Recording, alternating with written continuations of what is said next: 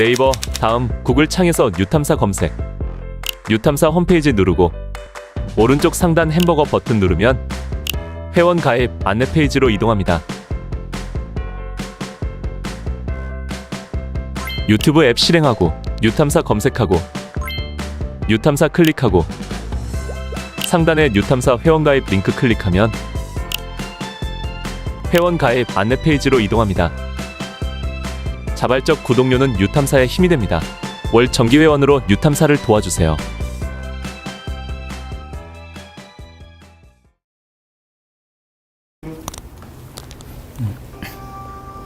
네, 안녕하십니까.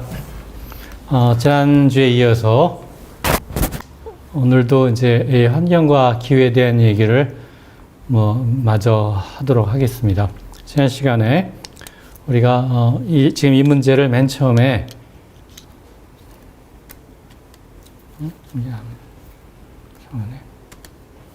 맨 처음에 저희가 기후 물리학을 제가 좀 소개를 드렸고, 그 다음에 이제 기후 변화의 현황, 현재 우리가 어떤 상황에 있나 하는 거를 지난 시간까지 좀 말씀을 드렸죠. 그래서 이번 시간에는 앞으로의 전망을 좀 말씀을 드리려고 합니다. 그래서 이걸 통해서 환경과 기후의 문제를 이제 마치고 잘 진행이 되면 다음에는 생태계의 문제, 그리고 개발의 문제, 그리고 거기에 앞서서 생명에 대한 얘기를 잠깐 좀 말씀을 드리려고 합니다. 자, 그래서 이번 시간에는 기후변화 전망을 좀 말씀드리려고 합니다. 여기 지금 보시다시피 여기 지금 climate target이라는 말 좀 영어 자료를 좀 써서 좀 죄송합니다만, 세계적으로 이 각 나라별로 이 기후변화에 대응해서 온실기체를 얼마나 감축을 할 것인가 하는 거를 제안을 받게 되었었습니다. 이건 이제 조금 몇 해가 돼서 지금 여기 썼습니다만 2021년 12월 말에 결정한 것들인데, 여기 지금 전 세계적으로 나라별로 이렇게 빛깔을 칠했었죠. 이것이 뭐냐면 여기 이제 보시면은 모두 128개국을 대상으로 했는데, 여기 128개국이라고 하는 거는 유럽은 EU를 하나로 묶어서 한 겁니다. 그래서 이유는 그래서 여기 보시면은 여기 빛깔이 초록색으로 표시된 것은 무슨 얘기냐면, 원래에 비해서 온실기체 감축을 더 이렇게 확실하게 하겠다, 좀 더 강조하겠다, 강화하겠다는 것이 초록색으로 표시되어 있고, 그 다음에 약간 이제 주황색으로 표시된 거는 그냥 그대로 더 강화 안 하고 지금처럼 감축을 하겠다는 거고, 파란 색깔은 별로 답이 없는 그런 거였습니다. 근데 여기 보시면은 그래서 이걸 보통 우리가 이제 줄여서 NDC라고 표시를 합니다. National Determined Contribution에서. 근데 우리나라는 어떤가 하는 걸 잠깐 보시면은 이게 2021년 이제 말의 문제인데, 우리나라의 경우에는 2030년까지 보시다시피 처음에는 24% 정도를 한다고 했다가, 그 다음에는 이렇게 되나? 이상하네.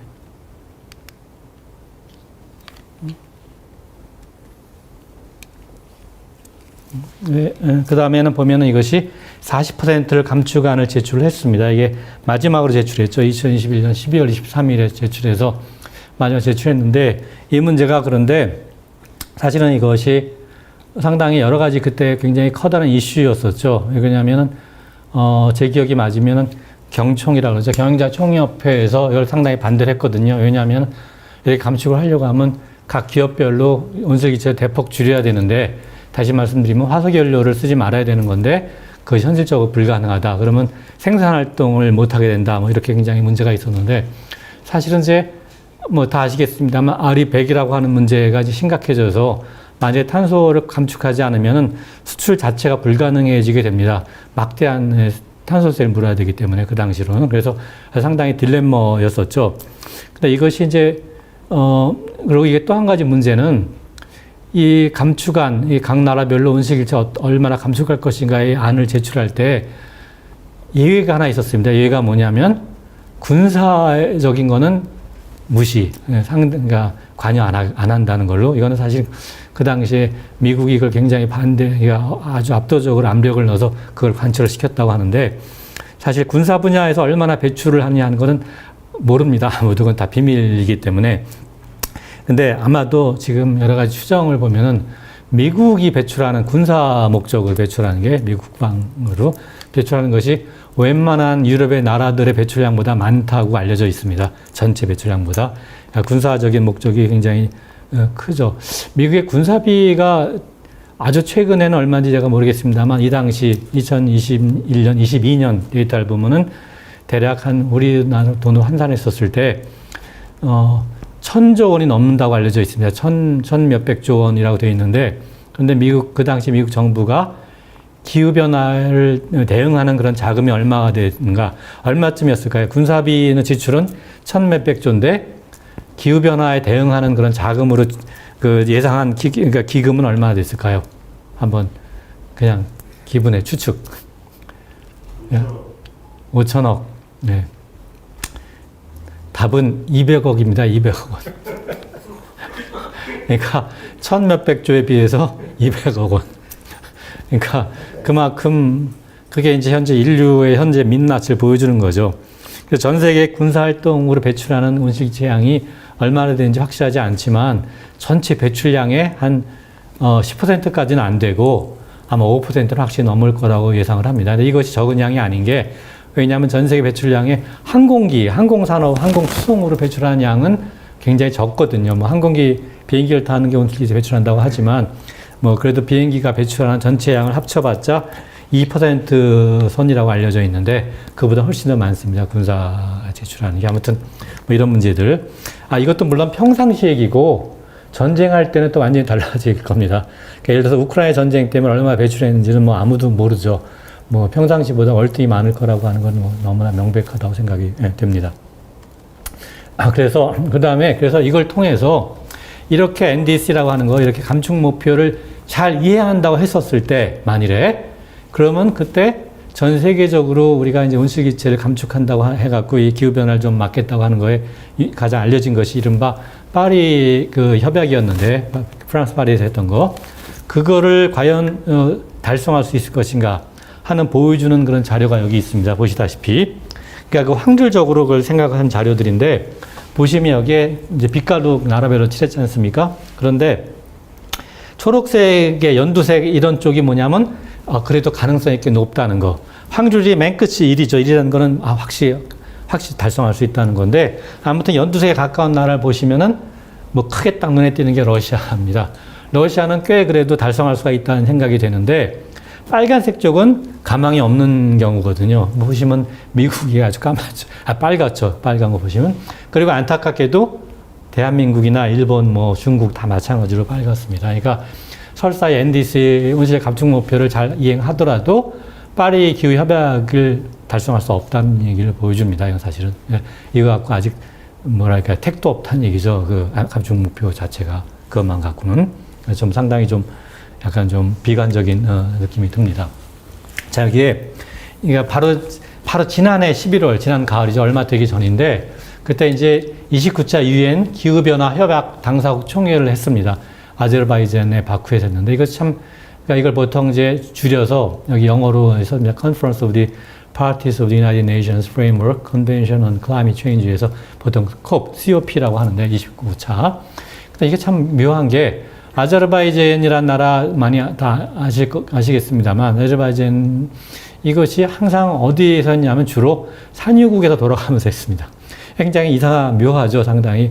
왜 산유국이라고 하는 거는 결국 석유를 많이 이제 생산하니까 여기서는 말하자면 이 화석연료를 만일에 안 쓰게 되면 상당히 그 타격을 받는 나라들인데 꼭 그런 나라에서 한다는 게 좀 상당히 좀 묘하게 있죠. 근데 여기에 그래서 이렇게 하니까 별로 이렇게 성과가 없는데 사실상 이 중에 하나 이거랑 별개로 여기서 기후행동 그물얼개, 그러니까 Climate Action Network라고 하는 거는 환경단체 모임입니다. 말하자면 NGO 모임인데 여기서 그 당시에 매년 할 때마다 오늘의 화석상을 수여합니다.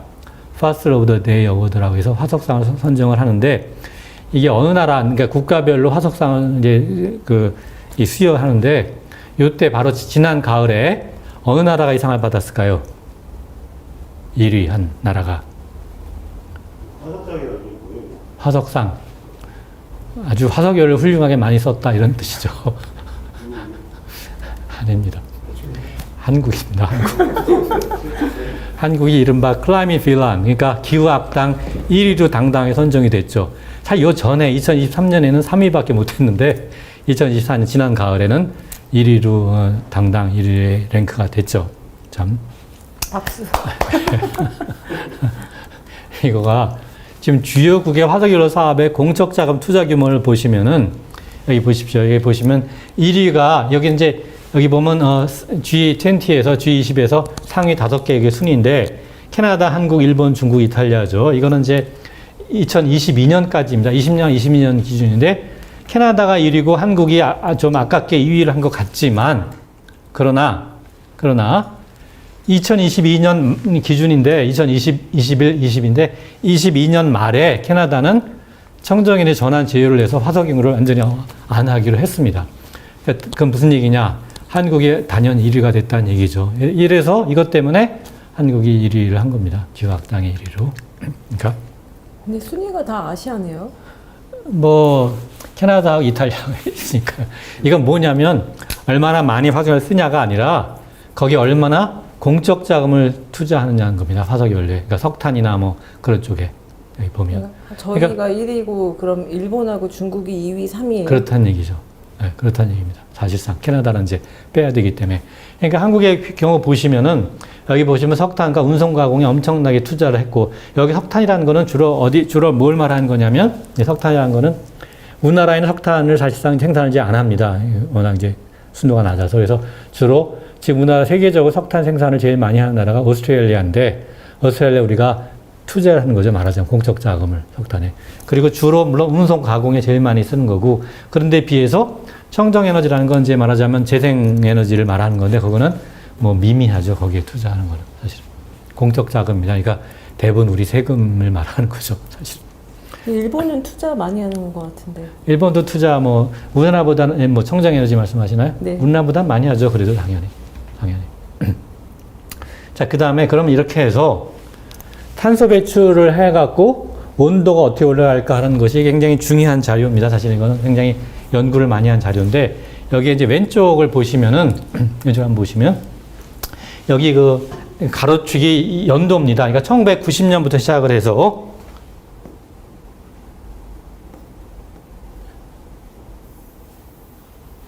예, 1990년부터 시작을 해서 쭉 가서 여기 이제 현재 25년 이렇게 돼 있고 그 다음에 쭉 가서 2100년까지 전망을 보는 겁니다. 여기 세로축은 뭐냐면은 이 전 세계적으로 이산화탄소를 얼마나 배출할 것인가 이제 그걸 말하는 겁니다. 그러니까 주로 이제 에너지하고 그러니까 화석연료 때 그다음에 산업, 인더스트리 산업에서 얼마나 많이 하는 거고 단위는 이제 기가톤인데 1년의 배출량.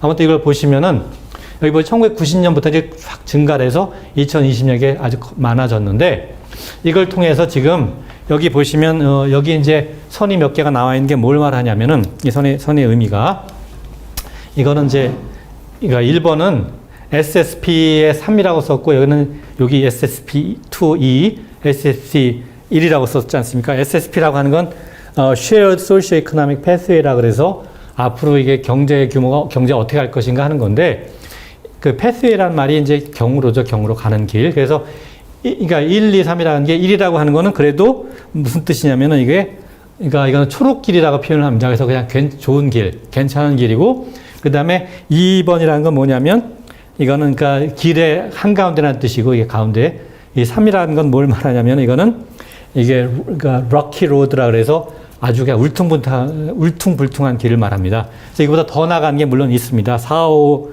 뭐 3, 4, 5가 나가는데 마지막 5번이라는 건 뭘 말하면 여기 안 썼습니다. 5번은 위로 쭉 올라가는 건 뭐냐면 이거는 고속도로를 말합니다. 이게 탄소 배출의 고속도로 가는 길. 이렇게 표현을 하는데 아무튼 이렇게 해서 지금 보시면은 현재가 여기가 이제 우리가 여기 있는 거죠. 그래서 NDC 아까 말했었듯이 국가별로 온실배 감축 목표를 생각해서 봤었을 때 이쪽이라고 보여지는데 2030년까지. 근데 어쨌든 가는 길을 보시면은 우리가 여기 숫자 2.6, 4.5, 7.0이라는 거는 이건 뭘 말하는 거냐면 우리가 이제 지난 시간에 말씀드렸습니다만 우리가 지표면에 해로부터 이제 얼마나 그 복사 에너지를 받느냐 그다음에 네트로 얼마나 하느냐 뭐 그걸 뜻하는 겁니다. 하여튼 그래서 어쨌든 그래서 지금 잘하면은 우리가 잘 탄소 배출을 잘 줄여나가면 이제 일로 갈 수 있는 거고, 그 다음에 아무것도 안 하고 엉망으로 하면 이제 이렇게 가는 건데, 여기에 그러면 이렇게 가고 이게 뭐가 차이가 나냐? 여기 빛깔이 뭘 말하냐면 여기 써 있습니다. 이게 뭘 말하냐면, 그러니까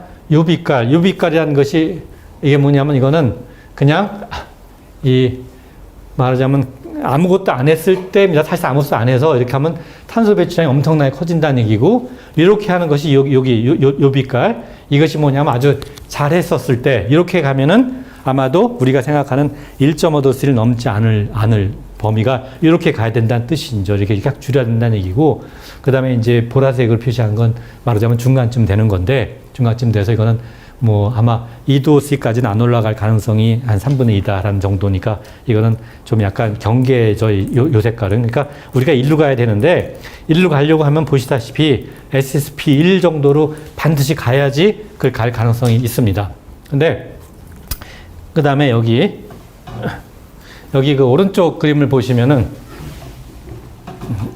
오른쪽 그림을 보시면은 이것이 이겁니다. 이거는 이제 뭘 말하고 있냐면, 여기가 2100년에 얼마나 뜨거워졌을까 하는 거를 이제 가능성을 본 건데, 여기 보시면은 만일에 아무것도 안 했다라고 하면은 어떻게 가느냐? 여기 보시다시피 이게 끔찍하게 4도씨보다 커질 가능성이 상당히 있습니다.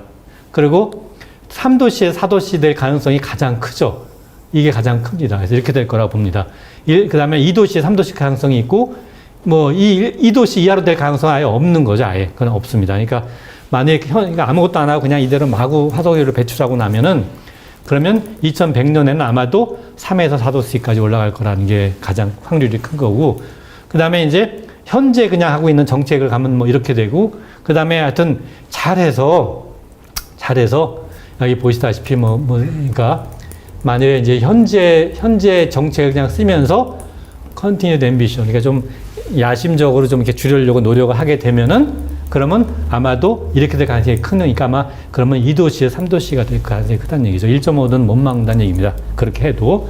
그리고 엄청나게 해야 increase ambition, 그러니까 말하자면 우리가 훨씬 더 과감하게 줄여나가고 뭐 그런 식으로 해야지 1도, 하여튼 제일 좋은 건 이쪽이죠, 물론. 그래야지 하여튼 1.5 이하로 맞겠지만, 이거는 현재로서는 가망이 없어 보이고, 우리가 지금 정말 잘하면 아마 우리 목표는 이렇게 가야 되지 않을까 싶기는 합니다. 근데 이게 가능성이 얼마나 있을지는 좀 지금으로서는 상당히 뭐 이렇게 쉽지 않은 그런 경우죠. 이거는 2021년에 유명한 중요한 논문입니다.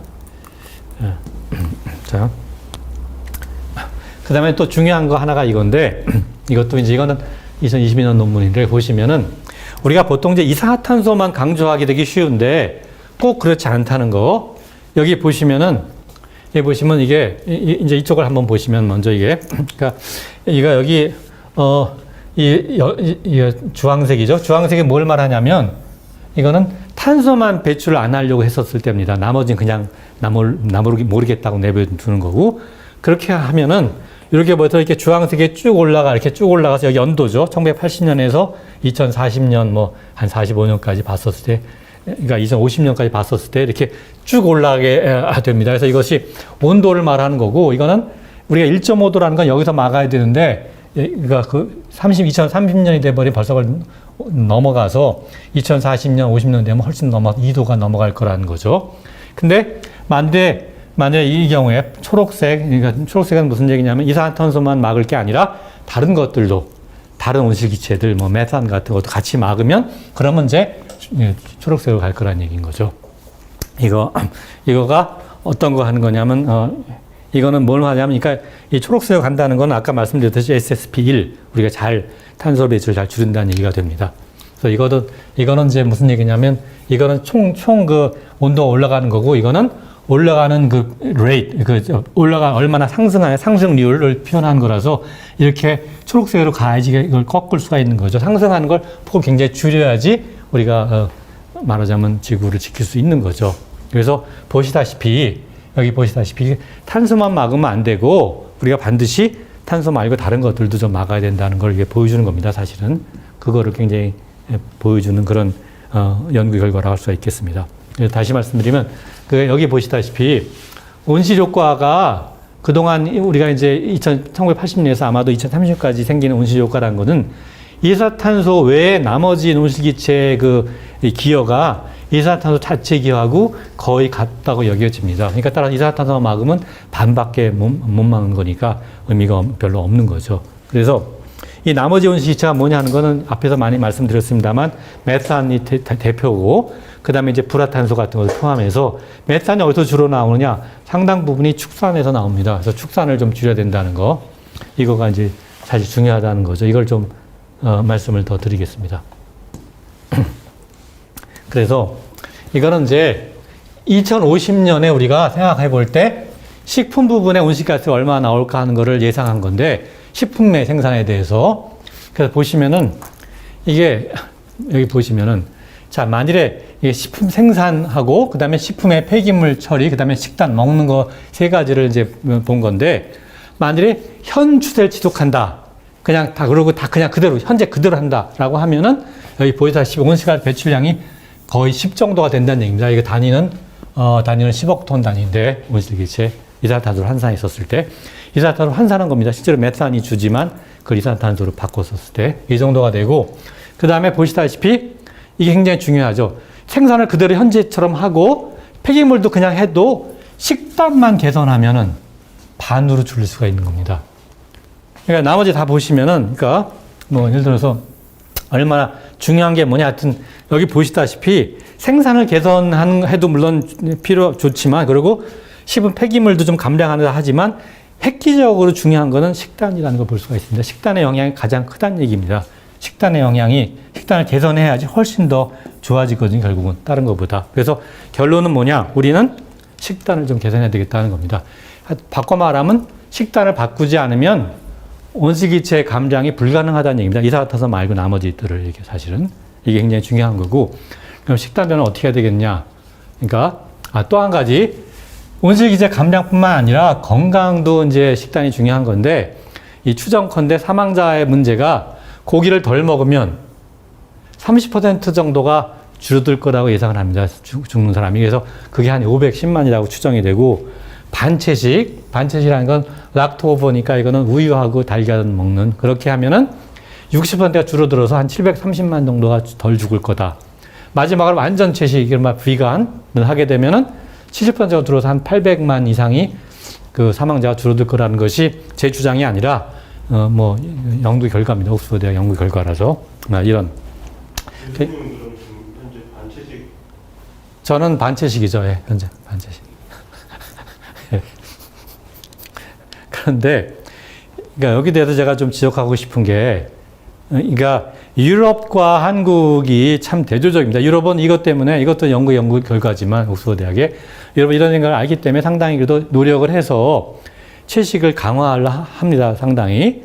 근데 우리나라는 전혀 안 그러고 특히 대학이 문제인데 그러니까 외국의 대학교를 가보면은 뭐 미국도 마찬가지지만 가보면 대학의 학생들이 먹는 식당을 보면 채식 그 코너가 항상 있습니다. 상당히 다양한 채식을 할 수가 있게 상당히 있고 영국의 어떤 대학교는 아예 육식을 없애버린 대학도 있습니다. 아예 대학교 내 식단에서.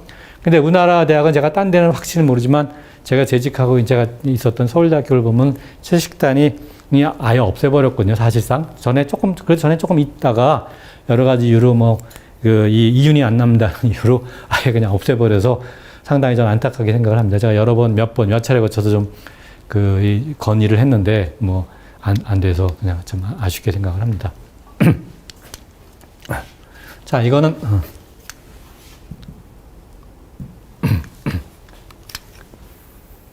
자, 이거는 이 기후변화가 세계가 얼마나 위험한가 하는 거를 하는 걸 주는 겁니다. 그래서 여기 보시면은, 그러니까, 국가별로, 나라별로 기후가 바뀌었을 때 얼마나 위험한가 하는 걸 말해주는 거. 여기 보시다시피, 여기 이렇게 파란색은 별로 위험하지 않은 겁니다. 기후변화에도 큰 문제 없다는 거고, 이렇게 갈수록 이거는 기후변화만 아주 크게 타격을 받는 그러한 국가를 말합니다. 그래서, 그러니까, 여기 보시면은, 캐나다나 여기 보면 아이슬란드, 노르웨이, 이런 뭐 핀란드 이런 나라들은 별로 상관이 없죠. 기후 바뀌어도. 뭐 오스트레일리아나 뉴질랜드도 별로 상관이 없습니다. 근데 가장 치명타를 입는 나라들이 어디냐 보면 여기 아프리카, 그 다음에 아시아 좀 일부 뭐 이런 나라들이 치명타를 받죠. 그러니까 이거는 사실 그리고 한국도 여기 보시면 잘 안 보이지만 한국은 이런 나라만큼 치명타는 아니지만 그래도 한국도 뭐 당연히 영향을 좀 받게 됩니다. 근데 여기에 덧붙인 게 기후변화에 플러스 더해서 뭐냐면 여기 보시다시피 이렇게 여기 보면 핵 문제, 핵에너지라고 하는 건 핵발전소하고 뭐 핵발전소나 뭐 핵무 이런 것들이고 요거는 뭐냐면 BS4라고 하는 게 그 바이오 세이프티라 해서 이게 생물무기 관련의 위험성입니다. 그러니까 이건 핵무기, 이건 생물무기라 보셔도 되죠. 뭐 핵발전의 핵무기나 사실 뭐 그게 그거니까. 근데 여기 보시면 여기에 확실하게 있는 게 여기 대한민국의 생물무기 확실히 있죠. 이거는 대한민국 국군에서 하는 거는 제 생각에는 아닌 것 같고 이 데이터가 여기서 아마 여기 논문에 나온 건데 아마도 주한미군이 가지고 있는 생물무기를 말하는 게 아닐까 하는 게 제 그냥 추정입니다. 확실히 모르겠습니다만. 북한은 핵무기에 관련만 있고 생물무기는 북한은 표시가 없습니다. 하여튼 이 논문에 의하면 북한은 생물무기 개발했다는 얘기는 제가 못 들었고 핵무기만 있고 생물무기 개발했다는 얘기는 못 들었습니다. 그러니까 사실은 한국전쟁 때 생물무기를 썼다는 게 굉장히 정설인데 그거는 뭐 물론 미국이 쓴 거죠, 사실은. 한국전쟁 때는. 자, 그리고 BS4라고 한 거는, 그러니까 바이오 세이프티라고 해서 레벨이 4, 그러니까 가장 위험한 생물 무기를 다루는 가장 위험한 병원체, 뭐, 주로 바이러스 아니면 박테리아, 그걸 다루는 연구소를 말하는 겁니다. 뭐, 이렇게. 그 다음에 이것이 이제 바로 탄소 불평등이란 문제인데, 나라별로 1인당 탄소 배출량을 보시면은, 보세요. 그러니까 1인당. 1위가 사우디아라비아인데, 사우디아라비아는 산유국이고, 그러니까 뭐 거기는 흥청망청이 석유를 떼겠죠, 아마. 그리고 인구도 얼마 안 되니까, 이건 사실은 좀 제외해야 될 거라고 생각합니다, 산유국이. 그러니까, 그러면 그거 빼고 나면 동률 1위지만 실제는 이게 1위인 거죠, 당연히. 항상, 모든 나쁜 거의 1위는 항상 뭐 이 나라죠, 언제나. 근데 문제는 캐나다는 뭐 미국이나 비슷한 거고, 오스트레일리아는 지금 현재 석탄 생산량이 제일 많은 나라입니다, 세계에서. 그래서 아마 석탄의 문제라고 생각이 되고, 그리고 여기 당당 랭크된 나라가, 이 나라를 보면은, 이게 참 문제죠. 오스트레일리아나 사우디아라비아는 뭐 그래도 하여튼 이해가 가지 않습니까? 이건 석유, 이거는 석탄. 그러니까. 근데 왜 대한민국이 여기 이렇게 이 두 나라 빼고 나면 사실상 미국 다음이라는 얘기거든요. 캐나다는 뭐 미국이나 같은 거니까. 그러니까 이게 항상 문제라는 거, 이게. 보시면 중국이 엄청나게 배출하는 것 같지만 중국은 보시면 꼴찌입니다, 사실은. 이거 1인당을 보시면. 중국 워낙 인구가 많아서 그런 거니까 사실 중국을 뭐 이렇게 비난할 건 아닌 거죠. 워낙 인구가 1인당을 생각해야 되는 게 사실 맞는 거죠, 생각해보면. 자, 그리고 그 다음에 이제 더 중요한 게 이거죠. 탄소 불평등이 이제 결국은 소득별 1인당을 한번 보자면, 소득별로. 자, 이거 보시면은, 자, 여기 이제 밑에 가로축이 소득입니다. 여기는 아주 잘 사는 사람들. 가장 부유한 1%, 여기는 그 다음 부유한 10%, 이거는 중산층 40%, 이거는 50% 이렇게 하층, 이렇게 중간 이하 50%다 묶어놓은 겁니다. 자, 보시면은, 여기 이제 빛깔은 뭐냐면 이게 1990년 초록색은, 그 다음에 주황색은 2015년, 그 다음에 파란색은 2030년에 이거는 추정, 현재 추세, 뭐 하여튼 이렇게 봅니다. 그런데, 자, 보시면은, 그러니까 가장 잘 사는 1%가 배출하는 양은 엄청나지 않습니까? 1인당 배출하는 양은.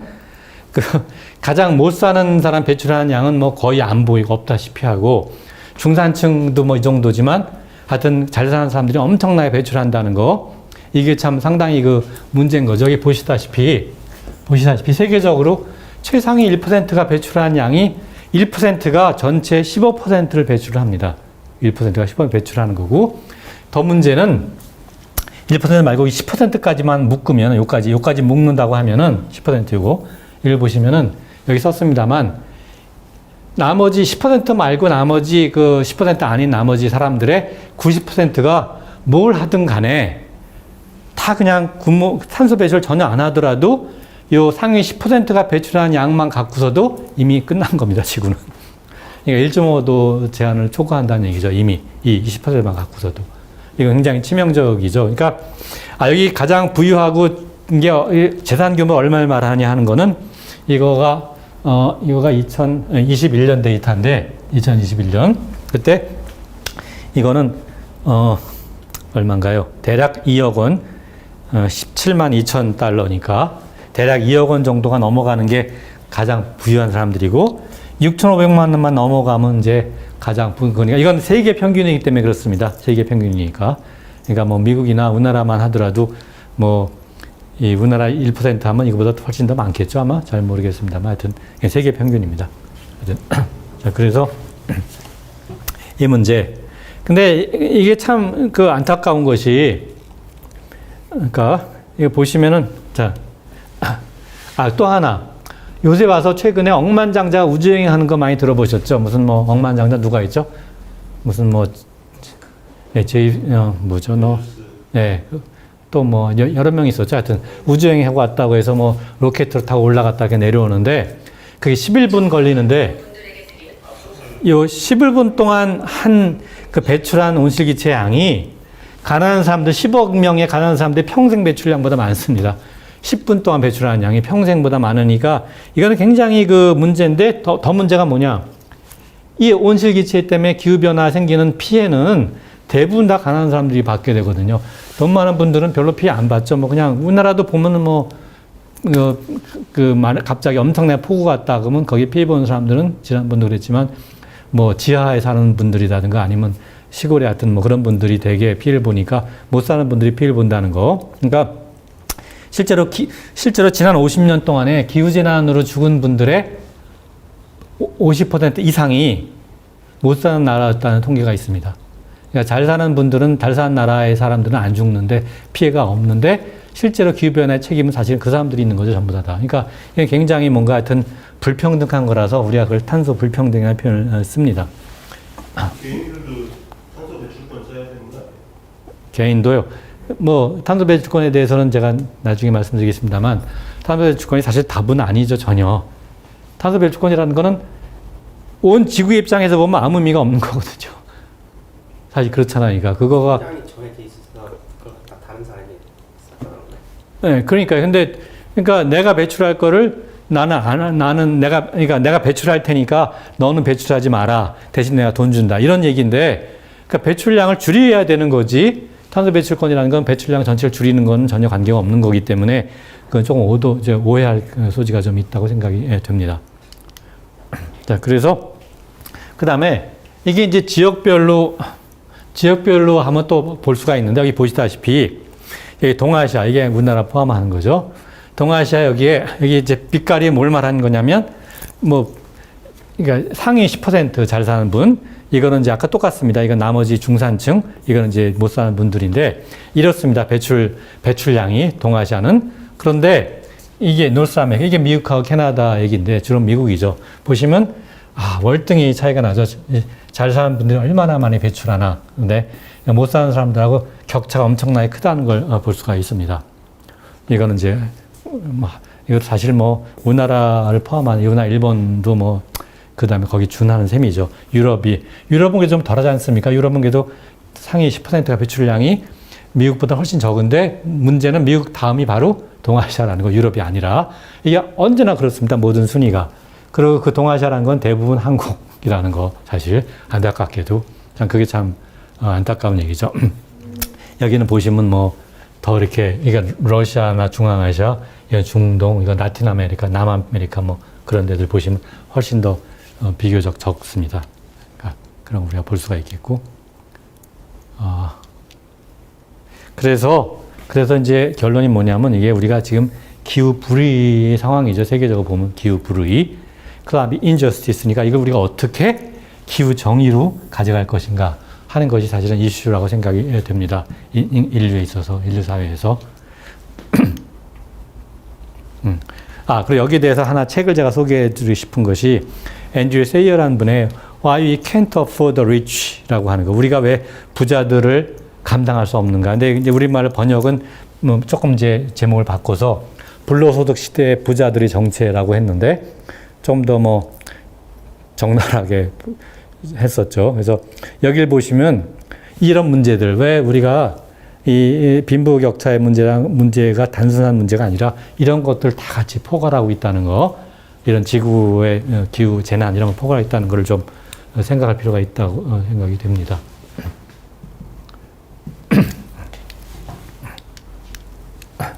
그 다음에 이제 이거는 그 다음에 이게 흥미로운 말인데 이 말을 영어를 제가 번역을 못했습니다만 이게 이런 그 탄소 배출하는 그 불평등이라고 하는 것이 그러니까 이 나라와 나라 사이 불평등보다 훨씬 더 문제인 게 한 나라에서의 불평등 같은 그러니까 한국은 한국에서 불평등인데 여기 보시면 이게 보세요.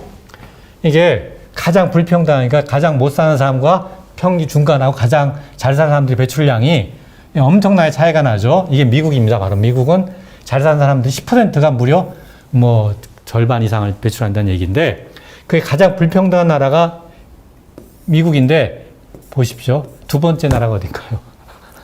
바로 대한민국이라는 얘기죠. 캐나다보다 더입니다. 심지어. 이건 상당히 하여튼 우리나라가 얼마나 불평등 국가가 됐나 그걸 보여주는 겁니다. 사실은. 그러니까 빈부격차의 문제하고 다 직결된다고 볼 수가 있는 거죠. 이 문제는. 이렇게 쭉 나갑니다. 그 다음에 캐나다, 러시아, 일본, 뭐. 사실 러시아도 참 보면은, 러시아라는 나라를 제가 참, 잡담 좀 해도 되나요? 제가 몇 해 전에 러시아를 좀 다녀온 적이 있었는데, 뭐 사실 좀 여러 해 됐죠. 근데 모스크바에 거기 수학연구소에 이제 거기 이제 방문을 해서 초청받아서 거기 가서 여름 한 달 동안 이제 거기 지내면서 연구를 한 적이 있는데, 그때 참 러시아가 참 느낀 거가, 제가 이제 거기 굉장히 좋은, 굉장히 제일 좋다는 수학연구소였는데, 거기에서 점심을 먹으면 그 안에 식당에서 점심을 먹는데, 점심을 굉장히 쌉니다. 아주 점심 한 끼가 제가 정확한 금액 잊어버렸지만 예를 들어서 한 1,000원, 2,000원 이 정도인데, 점심 한 끼를 보면 이게 식판에다 주는데, 꼭 보면 제가 못 먹겠는 게 왜냐, 수용소음이 가더라고요, 이렇게. 그래서 진짜 참 먹기가 괴로웠는데, 그런데 밖에 나가서 음식점을 가면은, 거긴 아주 훌륭합니다, 음식들이. 근데 엄청 비쌉니다. 엄청 비싸다는 게, 우리나라에서 먹는 것보다 싸지 않은 그 정도인데, 근데 러시아의 그 당시에 러시아의 교수분들의 월급이 굉장히 낮았거든요. 제 기억이 희미하지만 그 당시 제가 받는 월급에 진짜 한 10분의 1? 이 정도였는데, 근데 그러니까 밖에 나가서 먹을 수가 없죠. 사실 워낙 비싸니까. 그리고 그랬는데, 그런데 거기도 사람이 아주 엄청 많거든요. 밖에 음식점들 아주 흥청망청인데, 그러니까 이게 빈부격차가 엄청나게 생긴 건데, 이게 이제 사회주의 체제가 나중에 이것이 말하자면 공산주의 체제가 사실 자본주의 하면서 소련이 붕괴되고 러시아가 되면 자본주의가 되면서 그때 이른바 빈부격차가 엄청나게 커졌다는 얘기를 제가 들었습니다. 그러니까 교수 이런 분들은 그냥 똑같이 사회주의처럼 살려고 그걸 모르니까 월급만 갖고 살았는데, 옛날에는 이제 사회주의 체제는 교수도 잘 살 수 있었던 것이 월급은 굉장히 적지만 대신에 모든 거를 다 거의 말하자면 정부에서 대줬거든요. 주거비, 모든 비용 이런 걸 다 대줬으니까 별로 상관이 없었는데, 말하자면 자본주의 하면서 아주 살기가 힘들어진 거죠. 사실은 그런 교수나 이런 사람들은. 그리고 그걸 이용해서 엄청나게 부를 축적한 사람들은 내가 듣기에 주로 이른바 마피아들, 그 다음에 고위 관료하고 결탁한 사람들, 이런 사람들이 굉장히 돈을 벌어서, 하여튼 그런 얘기 들었습니다. 그러니까 보시다시피 이게 굉장히 심한 게 된 거죠. 빈부격차가. 그래서 화려한 것도 굉장히 화려합니다. 러시아를 보니까. 근데 참 그런 나라가 됐고, 쭉 나가죠. 보시면 이렇게 딱 나가서.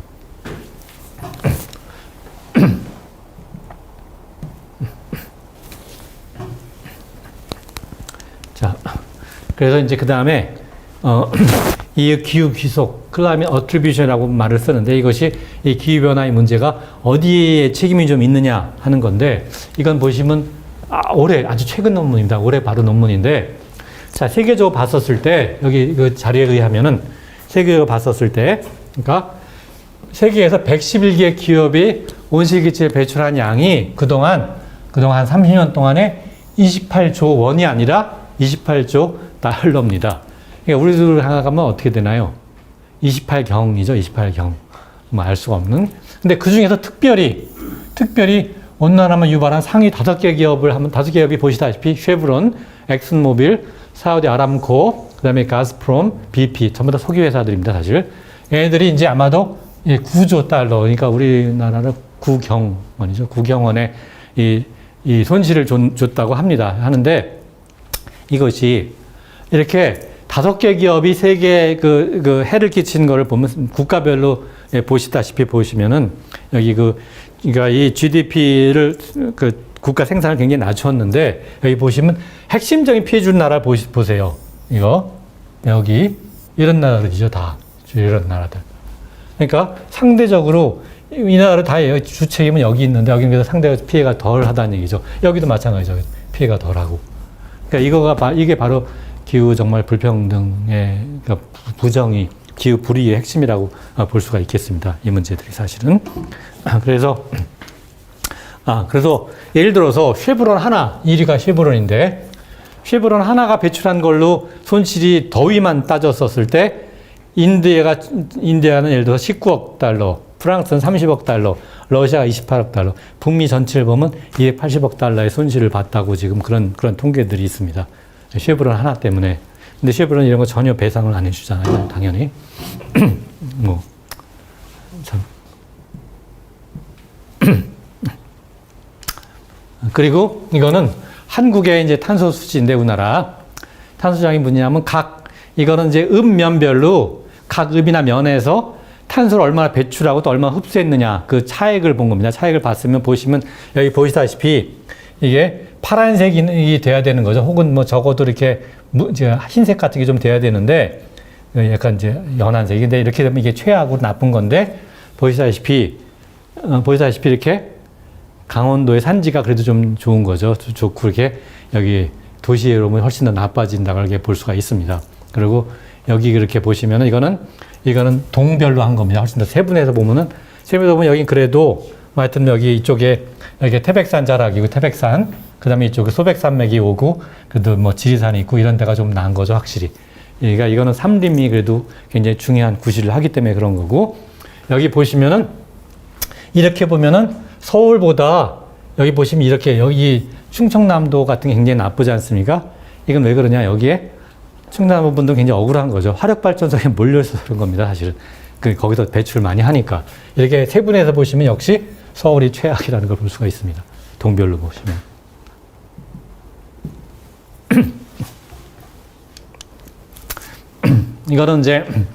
이거는 흥미로운 게 뭐냐면, 이건 굉장히 재미있는데, 자, 이렇게 이산화탄소를 많이 배출하는 것이 왜 그 근원이 뭐냐 하는 건데, 자, 보시면 트랜스포트라는 거는 교통 때문에 이게 1위가 미국이죠. 다시 말하면 자동차를 신나게 타고 다니기 때문에 그러면 자동차도 이른바 SUV, 대형차를 타기 때문에 이산화탄소 배출을 엄청나게 하는 건데, 온실기체를. 그리고 여기는 이제 보시다시피 푸어리스트, 그러니까 가난한 10%는 불과 0.8 배출하는데 부자 10%는 17.1 배출한다는 거. 자, 그런데 여기 보시면 이제 캐나다, 러시아, 한국도 여기 이렇게 당당히 그 4위에 랭크되어 있는 거죠. EU, 영국, 재팬, 일본. 근데 흥미로운 거는 이렇게 교통 때문에 유발하는 거 말고 product purchase, 그러니까 뭔가 물건을 많이 사기 때문에 온실가스 배출하는 거 1위 보세요, 1위. 이거 참 흥미로운 데이터죠. 미국을 제치고 한국이 1위라는 건 참 놀라운 일 아닌가요? 그러니까 우리나라 분들이 너무 많이 산다는 얘기입니다, 물건을. 온실가스 유발하는 물건들을 사는 게 우리나라가 당당 세계 1위라는 얘기고, 물론 가난한 분들은 책임이 없고, 부유한 분들의 책임이 훨씬 큰 거죠. 사실 보시다시피. 한국이 1위고, 그 다음에 미국, 일본 이런 순서라는 걸 볼 수 있습니다. 요새는 중국도 상당한 수준이 올라온 거죠. 여기 자동차는 중국은 아직 별로 없는데, 이렇게 물건 사는 거는.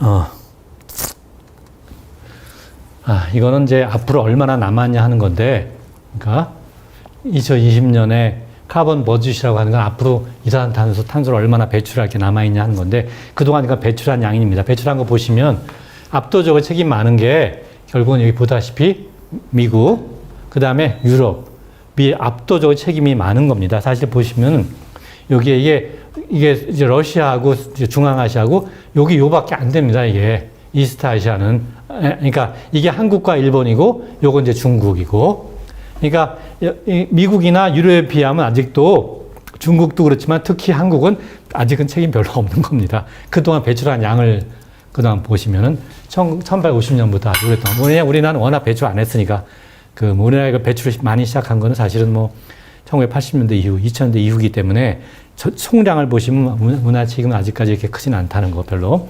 어쨌든 간에 그래서 이것 때문에 남은 건 뭐냐? 요거밖에 안 남았습니다. 그동안 이렇게 많이 배출했는데 요거밖에 안 남은 거거든요. 1.5도로 우리가 제한하려면. 그러니까 진짜 이거 이렇게 보면 정말 가망 없어 보이지. 이렇게 배출했던 게 어떻게 줄이겠습니까? 2도씨를 하더라도 이건 2도씨죠. 요만큼밖에 안 남았다는 얘기거든요. 참 상당히 걱정이 될 수밖에 없는 얘기입니다. 사실은. 그러니까. 자, 여기에 관련해서 한 가지 흥미로운 거 하나. 자, 겨울올림픽 있죠? 동계올림픽이라고 하는 거. 이거의 문제를 한번 제가 말씀드리죠. 겨울올림픽의 핵심은 뭐냐면 우리가 겨울올림픽 했었을 때 눈 때문에 눈이 필요하지 않습니까? 스키 같은 거 하려면 눈이 안 오니까 인공눈을 만들거든요. 기후변화 때문에 눈이 안 오기 때문에 인공눈을 만드는 거죠. 근데 인공눈을 만들려면 막대한 물과 전력을 쓰기 때문에 기후변화를 재촉을 합니다. 이게 아주 큰 양은 아니긴 하지만. 그래서 결국 기후변화 이게 악화되는 거죠. 악화돼서 눈이 더 안 오고, 그럼 우리가 겨울올림픽 계속 하게 되면 점점 더 악순환이 될 거라고 생각이 됩니다. 예를 들어서 2018년이죠. 우리가 평창 올림픽 한 거. 이 평창 올림픽에서 인공눈이 90%였던 거 아십니까? 자연눈은 10%였고 인공눈은 90% 했는데, 그런데 그나마 나은 게 2022년에 베이징에서 했거든요. 베이징은 어떻을까, 인공눈이? 그러니까 베이징은 친환경 올림픽을 내세웠거든요. 이걸 모토로. 그 이유가 뭐냐? 경기장을 새로 안 짓고 재활용을 했습니다. 다는 아니고 5개는 재활용했거든요. 8개는 새로 짓고, 우리나라는 다 새로 짓지만, 그 다음에 얼음을 제조했었을 때 이것이 냉매가 핵심이 보통 이제 염화불화탄소, 우리가 흔히 프레온이라고 쓰는 이것이 굉장히 나쁜 거 다 아시죠? 이게 기후변화, 이게 온실기체의 굉장히 핵심적이고, 그 다음에 또 오존층 파괴도 있고 아주 굉장히 문제라서 이거 대신에 이산화탄소를 썼다. 이산화탄소는 이른바 이 염화불화탄소에 비하면 친환경이라고 말을 하는 거죠. 그래서 친환경이라고 주장을 했는데, 문제는 베이징에서 그럼 인공눈이 얼마였어요? 얼마나 됐을까? 인공눈의 비율이. 평창은 90%, 베이징은 100%였습니다. 100%. 그래서 이 인공눈을 만들기 위해서 물을 1억 8,500만, 거의 2억 리터를 썼고, 눈 만드는 비용으로만 2조 원 정도를 썼다고 알려져 있습니다. 물 만드는 비용만. 그러니까 따라서 결국 무슨 얘기냐. 베이징 올림픽이 친환경이라고 하는 거는 사실은 녹색 페인트 칠이죠. 그린 와싱이죠. 푸르게 빨기라고 생각이 됩니다. 그런데 자연눈과 인공눈은 다릅니다. 사실은. 같지 않거든요. 어떻게 다르냐. 자연눈은 이렇습니다. 이렇거든요. 이게 육각형 결정이 굉장히 유명하죠. 이것이 이제 복잡게 할 때 이거 보여드렸나요? 프랙탈, 쪽거리라고 하는 거. 쪽거리의 대표 중에 하나인데, 눈의 결정이. 그리고 눈이라고 하는 게 결정체가 눈송이마다 결정이 다 다르다는 거 아시나요? 같은 게 없습니다. 다 다릅니다, 이게. 그러니까 아주 멋진 결정들을 이루는데, 쪽거리다 그래서 이른바, 스케일 프리, 그러니까 눈금 불변이고, 스스로 닮았다, 이런 표현을 쓰는데, 인공눈은 어떨까요? 인공눈의 모양은. 이게 자연눈의 모양이고, 인공눈의 모양을 보시면, 이건 이렇습니다. 완전히 다르거든요. 이게 뭐가 다르냐? 일단 자연눈이라는 건 굉장히 천천히 형성이 됩니다. 그래서 수증기가 이제 눈으로 바뀌는데, 이제 위에서. 그거는 1시간 정도 걸려서 눈으로 결정체를 만드는데, 인공눈이라는 거는 급속하게 제조하는 거예요. 급속도로 바꾸고, 그래서 성분이 굉장히 다릅니다. 그러니까 자연눈은, 그러니까 물과 공기가 결국 이제 같이 결합되어 있는데, 자연눈의 경우에는 공기가 한 90%가 공기입니다. 물은 한 10% 정도고, 반대로 그러나 근데 인공눈의 경우는 물의 함량이 훨씬 더 크죠. 그러니까 공기가 훨씬 적고 아마 한 3대 7 정도 될 겁니다. 그래서 문제가 뭐냐면 이게 서서히 이게 만들어지게 되면 그게 결정을 이뤄서 이른바 결정체, 그러니까 이런 어떤 이런 쪼꼬리 구조를 이루는데 인공눈은 급격하게 냉각해서 만들기 때문에 이거는 그런 결정 구조를 이루지 못하고 아마도 유리 구조, 글라스라고 하는 유리 구조를 이룰 거라고 생각이 됩니다. 혹은 바꿔 말하면 영어로 amorphous 해서 우리말로는 보통 이렇게 비정질 혹은 뭐 무정형, 그래서 이렇게 어떤 특정한 이런 특정한 형태가 없는 이렇게 뭐 그냥 이런 식으로 이루게 되니까 둘은 사실 상당히 다릅니다. 굉장히 다른 거죠. 이건 이른바 복잡성을 갖고 있는 그런 대상이라고 할 수가 있고, 이 인공눈이라는 거는 그러나 이건 그렇지 않고 비결정에서는 굉장히 무질서에 가까운, 이렇게 말할 수가 있겠습니다. 둘이 다른 거죠, 사실은. 그러니까 사실은 인공눈보다 자연눈이 훨씬 더 좋다는 거 아시죠? 스키 탈 때, 예를 들어서. 네, 뭐 다 아실 겁니다, 스키 타시는 분들은. 자. 자, 그런데 이제 요새 와서 글로벌 워밍, 그러니까 우리말로 뭐 온난화라 그러나요? 하여튼 글로벌 워밍은 끝났다라는 말을 많이 씁니다. 이게 무슨 뜻이냐면 글로벌 워밍은 끝이다. 이걸 보시면 이거는 그러니까 매일같이 이렇게 바다의 표면 온도를 이제 잰 겁니다. 바다 표면 온도를 잰 건데 되게 이제 그러니까 남이 60도에서 북이 60도까지 이렇게 그쪽을 이제 잰 겁니다. 그러니까 극지방 빼고 나서 이게 쭉 잰 걸 보면 여기 연도별로 보시면 이게 이제 밑에 가로축은 월입니다. 여기 보시면 1월, 뭐 2월, 3월 쭉 나가서 여기 12월까지. 그 다음에 여기 서로 다른 그 곡선들이 뭐냐면 연도입니다. 그러니까 보시다시피 잘 안 보이지만 요건 1970년도, 뭐 80년대, 90년대, 2000년대, 뭐 2010년대, 20년대, 그리고 20년대인데 특별히 여기는 2023년 뭐 이렇게 쭉 보시는데 여기 보시면은 자 이게 1월부터 12월까지 온도 변화를 쭉 보는 다음에 해마다 계속 올라가서 끔찍하게 올라간 거 보시면 이거 보십시오. 이거 끔찍하게 올라간 게 뭐냐, 이게 바로 2023년이거든요. 2023년에 여기서 이 데이터가 2024년 7월 31일까지 한 거라서 요게, 그래서 여기 끝났지만 이거는 뭐 보시면 좀 끔찍한 느낌이 들지 않겠습니까? 사실 보시면 이거 보시면. 그래서 여기 보시면 여기 이게 2023년 7월이 사상 최고였고 이게 21도씨로 올라갔는데 이 평균이, 그러니까 여기에 평균입니다. 그러니까 60도라면 굉장히 높은 위도지 않습니까? 우리나라가 한 37도 정도니까, 그러니까 굉장히 높은, 그러니까 굉장히 바다가 추울 텐데 아마도 그럼에도 불구하고 평균 온도가 이렇게 올라갔다는 거. 그래서 1991년, 2020년 평균이니까 최근 평균인데 이거보다도 0.5도가 더 높아졌다는 거, 2023년에. 뭐 이런 문제가 굉장히 하여튼 알려졌고, 이 기록이 이 전체 평균은 아니지만 부분적으로는 2025년에 또 깨졌죠. 올해 또 깨졌습니다. 사실 이 기록이 평균은 아니지만 하여튼 그래서 이런 문제들. 그래서 이게 무슨 얘기냐 하면은, 그래서 글로벌 워밍이 끝났다는 것이 또 한 가지 보여주는 게 뭐냐면 이거죠. 이건 세계 평균의 표면 기온인데 1940년에서 2023년까지입니다. 여기 보시다시피 1940년에 시작을 해서 여기 이제 2020년까지 이렇게 보시면은 여기 이게 파랑 색깔을 칠한 거는 평균보다 추운 해고, 그 다음에 평균한 건 무슨 얘기냐면 여기 보시다시피 40년에서 24년까지의 평균을 말합니다. 7월에. 그보다 추운 걸 파랗게 했고, 그보다 더운 걸 빨갛게 했는데, 자, 옛날에 이렇게 추웠다는 건 딴 게 아니라 우리 평균이 이렇게 됐으니까 그랬어요. 평균이 높게 잡은 거니까. 근데 근래 와서 2000년 이후로부터는 급격하게 더워진다는 거 우리가 이게 명백하게 보이지 않습니까? 이 상황에서. 그래서 이게 명백하게 보이고, 그래서 여기 보시다시피 2020년 7월이 관측사 가장 더운 달이었고, 이거는 이제 여기 아까는 이제 바다였고 이건 전체 평균인데 0.72도가 높았다는 거고, 그 다음에 우리가 원하는 건 이건데 이거에 1.5도가 우리가 원하는 이제 막으려고 했던 건데 이미 1.5도가 딱 됐다는 거.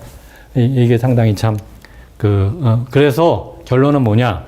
이제는 글로벌 워밍의 시대는 끝났고 어떻게 됐냐? 글로벌 보일링의 시대가 됐다는 거죠.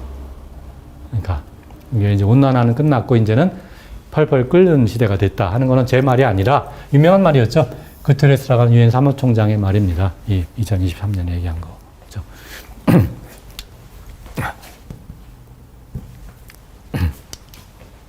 자, 이거는 이제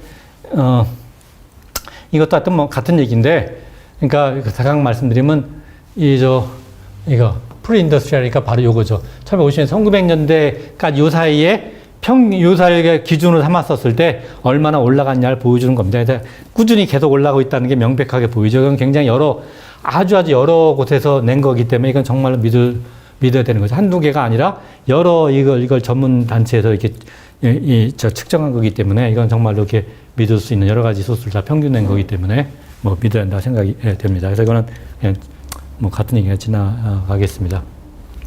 여기서 요거가 바로 1.5도라는 거예요. 여기가 1.5도죠. 1.5도. 그래서 보시다시피 1.5도를 뭐 넘어선 거죠. 2024년 이미 넘어섰습니다.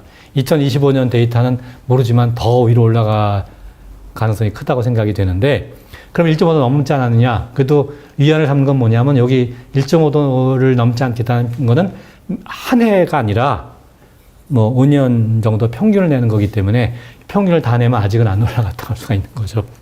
그래서 자, 하여튼 이렇게 되면 어떤 일이 일어날까 하는 걸 보시면 이거 간단히 좀 간추려 보면 이런 일들이 이제 생길 수가 있습니다. 보시다시피 온난화 예상 변화인데 예를 들면 1.5도, 2도, 3도, 4도씨가 올라갔을 때 어떤 일이 생길까 하는 게 첫째, 연간 가장 더운 날 기온이 얼마가 될까 하는 걸 보여주는 겁니다.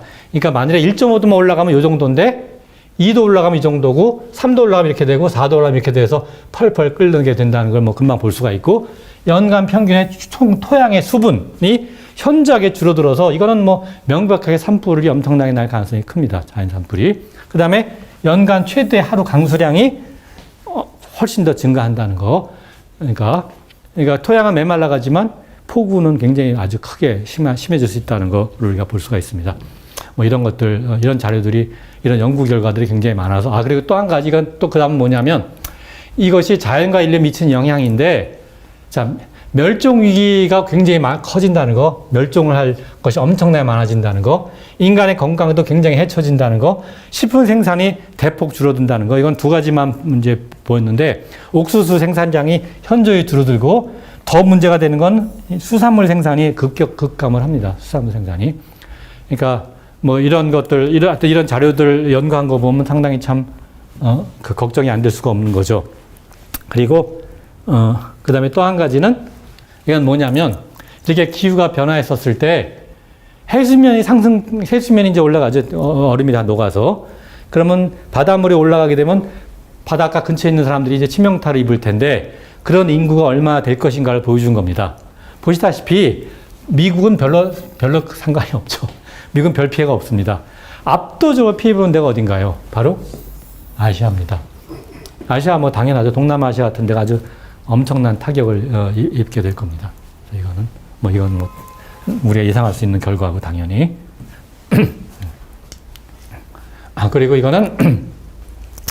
이것이 이제 어떻게 서로 얽혀 있냐는 걸 보여주는 겁니다. 그래서 예를 들어서 그러니까 말하자면 아주 더워지고 가뭄이 많이 생기면 어떻게 되겠느냐? 그러면 여기 당연한 얘기지만 이 토양의 수분이 줄어들게 되니까 당연히 생산량이 급감을 하겠죠. 농작물 생산량이. 그럼 이것 때문에 어떻게 될 것인가? 뭐 여러 가지 다 영향이 뻔한 영향을 볼 수가 있습니다. 그러니까 이런 것들이 다 얽혀 있는데 이걸 더 잘 보여주는 것이 뭐냐면 이런 문제들을 이것이 이제 사실은 이 문제의 핵심이 바로 이 문제입니다. 이번 기후변화가 질병에 아주 치명타를 줄 가능성이 큽니다.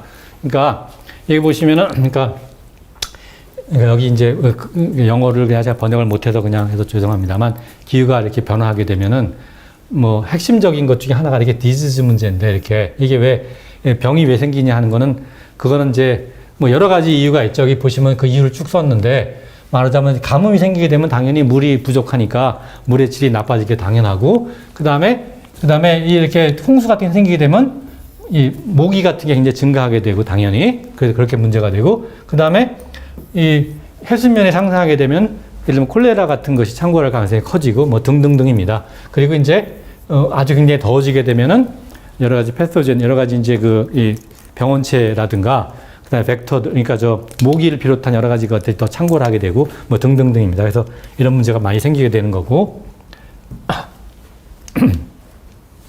그래서 여기 이제 특히 질병에 관심을 두게 되면은 여기 보시면 예를 들어서 기후가 뜨뜻해지거나 뭐 이제 비가 오거나 홍수가 나거나 뭐 가뭄이거나 뭐 폭풍해 이런 것들 때문에 어떻게 영향을 주느냐는 걸 보여주는 겁니다. 그래서 이거는 벡터본이라고 하는 거는 매개체에 의한 전염병 있잖아요. 그러니까 주로 모기 같은 거, 모기 진드기 뭐 이런 것들. 이거는 이제 물에 의한 수인성 병들, 이거는 공기에 의한 전염들, 뭐 이거는 이제 직접 접촉, 이거는 음식에 의한 뭐 이런 것들인데 여기도 보시다시피 이거는 바이러스들이 얼마나 여기서 이렇게 이걸 직접 영향받는 것도 굉장히 많고 뭐 여러 가지 복잡하게 얽혀서 바이러스들이 뭐 굉장히 많죠. 뭐 보시는 게 뭐냐, 아데노 바이러스, 이거는 뭐 감기 같은 거지만 여기 코로나도 있고 코비드, 뭐 그다음에 뭐가 있나요? 에이비언 인플루엔자, 조류 독감 같은 거, 뭐 등등등 뭐 굉장히 많습니다. 그리고 뭐 에볼라 뭐 아주 이런 거, 뭐 등등 이런 것들이 있고, 그 다음에 여기는 이제 박테리아에 의한 거죠. 박테리아도 굉장히 많죠. 뭐 얼른 눈에 띄는 게 보툴리즘, 그 다음에 큐열, 레프로시니까 문둥병이죠. 운둥병, 다이어리아, 뭐 타이포이드 피버, 뭐 장티푸스, 고노리아, 이건 임질인가요? 하여튼 뭐 등등등 뭐 이런 것들. 하여튼 쭉 있어. 이런 것들이 굉장히 창궐할 가능성이 큰데 이걸 연구를 해보면, 이건 2022년 논문입니다. 조사해보면 기후변화에서 이제 매개체가 증가하고, 매개체라는 게 모기 같은 거죠. 그 다음에 활동범위 확장이 되고, 인구 이동을 하면서 매개체 접촉이 증가하게 되니까 인구 이동을 안 할 수가 없죠. 뭐 물에 잠기게 되는데 하여튼 딴 데로 가야 되니까 사람들이. 그래서 이런 영향을 받은 질병 중에 78%가 악화된다는 거고, 불과 3%만이 감소할 거라는 얘기입니다. 그러니까 그래서 전체 병원성 질환의 뭐 58%는 기후변화로 악화된다는 것이 이 연구의 결과입니다. 그래서 하여튼 상당히 커다란 이제 문제들이 생겨날 거라는 거. 네. 그리고 이거는 이제 그뿐만이 아니라 이렇게 전체가 이렇게 더워지면은 뭐 예를 들어서 뭐 해수면 상승하고 그다음에 아주 이렇게 극한 그런 기후가 생겨서 사람들이 움직여야 되고, 그럼 당연히 여기에 기후의 불평등 때문에 경제 불평등이 확장이 될 테고, 그 다음에 이렇게 모기 같은 거에 의해서 하는 게 병이 하게 돼서 결국은 뭐 여러 가지 문제가 생긴다는 얘기죠. 결국 인터내셔널 로컬 컨플릭트, 그러니까 분쟁이 엄청나게 늘어날 게 당연하고, 그래서 못할 사람 많이 죽을 테고, 뭐 상태가 아주 그냥 불안정해질 테고, 바이오다이버시티, 생태계의 건강이 굉장히 깨지게, 생태계 다양성이 굉장히 해쳐지게 되고, 이게 보면은. 그래서 에코시스템, 생태계 문제 등등등 해서 여러 가지 문제가, 치명적인 문제가 생긴다는 얘기입니다. 그래서 이것들이 인과로 연결되어 있기 때문에 이런 문제들이, 이것도 역시 이 논문인데, 그래서 우리가 기후변화라는 것이 단순히 자연의 문제가 아니라 이게 인간의 여러 가지 문제랑 다 직결된다는 거를 좀 강조를 하려고 합니다. 그래서 이런 생물권역, 이른바 이 바이오스피어가 무너지게 되면은, 그러면 자연으로 끝나는 게 아니라 이것이 정치, 경제, 사회, 문화에 다 아주 커다란 영향을 미친다는 얘기입니다. 이게 다 연결되어 있다는 거를 좀 인식을 좀 해야 된다고 생각이 됩니다. 이게 굉장히 중요한 문제고. 그래서 이거는 지나가죠. 시간이 많이 갔네요. 이건 뭘 하려고 하냐면 2024년에 바로 작년에 이런 기후에 관련된 논문 중에 유명한 논문을 10개를 뽑은 건데, 유명하다는 건 별게 아니라 얼마나 많이 뉴스하고 사람들이 관심을 끌었냐 하는 건데, 뭐 예를 들어서 그 중에 하나를 보시면은 첫 번째 거, 이건 이제 물리학에 관련된 건데, 이게 뭐냐면 이건 굉장히 우리가 이 기후변화라는 게 얼마나 특이한, 희한한, 우리가 상상을 못한 그런 것들을 끌고 올까 하는 걸 보여주는 것 중에 하나입니다. 이게 무슨 얘기냐면, 이게 전체가 기후가 더워지게 되면은 해류가 변화하게 됩니다. 해류가 여기 이제 특히 대서양을 본 건데, 해류의 온도가 높아지면서 얼음이 많이 녹으니까, 빙산이 녹으니까 염도가 낮아지거든요. 그러니까 이 바닷물이 덜 짜게 되는 거죠. 이게 그렇게 되면 어떻게 되냐? 해류의 균형이 깨집니다. 예를 들어서 그러니까 말하자면 그러니까 이 밀도가 낮아지기 때문에 이 바닷물의 밀도가, 그래서 해류의 균형이 순환이 깨지게 돼서 어떤 일이 생기느냐? 우리가 예를 들어서 해류가 이 적도 지방에서 오는 해류가 위쪽으로 잘 올라가 좀 덜 춥고 그런 건데 결국 이렇게 되면 어떻게 되냐면 북유럽의 경우에 겨울 기온이 엄청나게 떨어져서 온난화가 된다가 다 따뜻해지는 게 아니고 굉장히 추워지게 됩니다. 이럴 때는 겨울은 엄청나게 추워지게 될 수가 있는 거죠. 그 다음에 열대 지방은 아주 그냥 기상이 심해지고 생태가 파괴된다는 것이 가장 그 인기를 사람들이 많이 관심을 끌은 논문입니다. 뭐 두 번째 논문은 경제적인 문제를 다룬 건데 이제 지나가겠습니다. 하여튼 이런 것들이 있고 그래서 하여튼 거기서 강조하고 싶은 건 이거는 아주 최신 논문인데 2025년 올해 이건 강조하신 뭐냐면 제가 다시 한번 강조하는 거는 단순한 기후 변화가 자연에만 영향이 아니라 생태계에만 영향이 아니라 모든 인간의 문제, 정치, 경제, 사회, 문화 모든 거 아주 결정적인 영향을 끼칠 거라는 거 그걸 좀 저는 강조를 하고 싶네요. 예전에 한 1억 5천 년 전에 예. 예. 연거드라이스기가 저렇게 해서 왔다고 하는 얘기가 있어요. 뭐가 좋았다고요?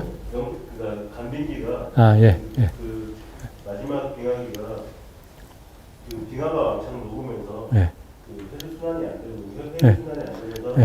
열 확산이 안 되니까 예. 열 확산이 안 되니까 그때 빙하기가 한번 왔었다라고 그게 연거드라이스기라고. 예, 예, 예. 예, 이게, 그러니까 간빙기는 사실은 이제 그 신생대에 와서 간빙기라고 하는 거는 지난 시간에 한번 말씀드렸던 것 같은데 기후물리학에서 그러니까 이거는 사실 간빙기, 빙하기와 간빙기가 이제 주기적으로 대략 한 10만 년 정도 주기로 이렇게 왔다 갔다 했죠. 신생대에 와서는.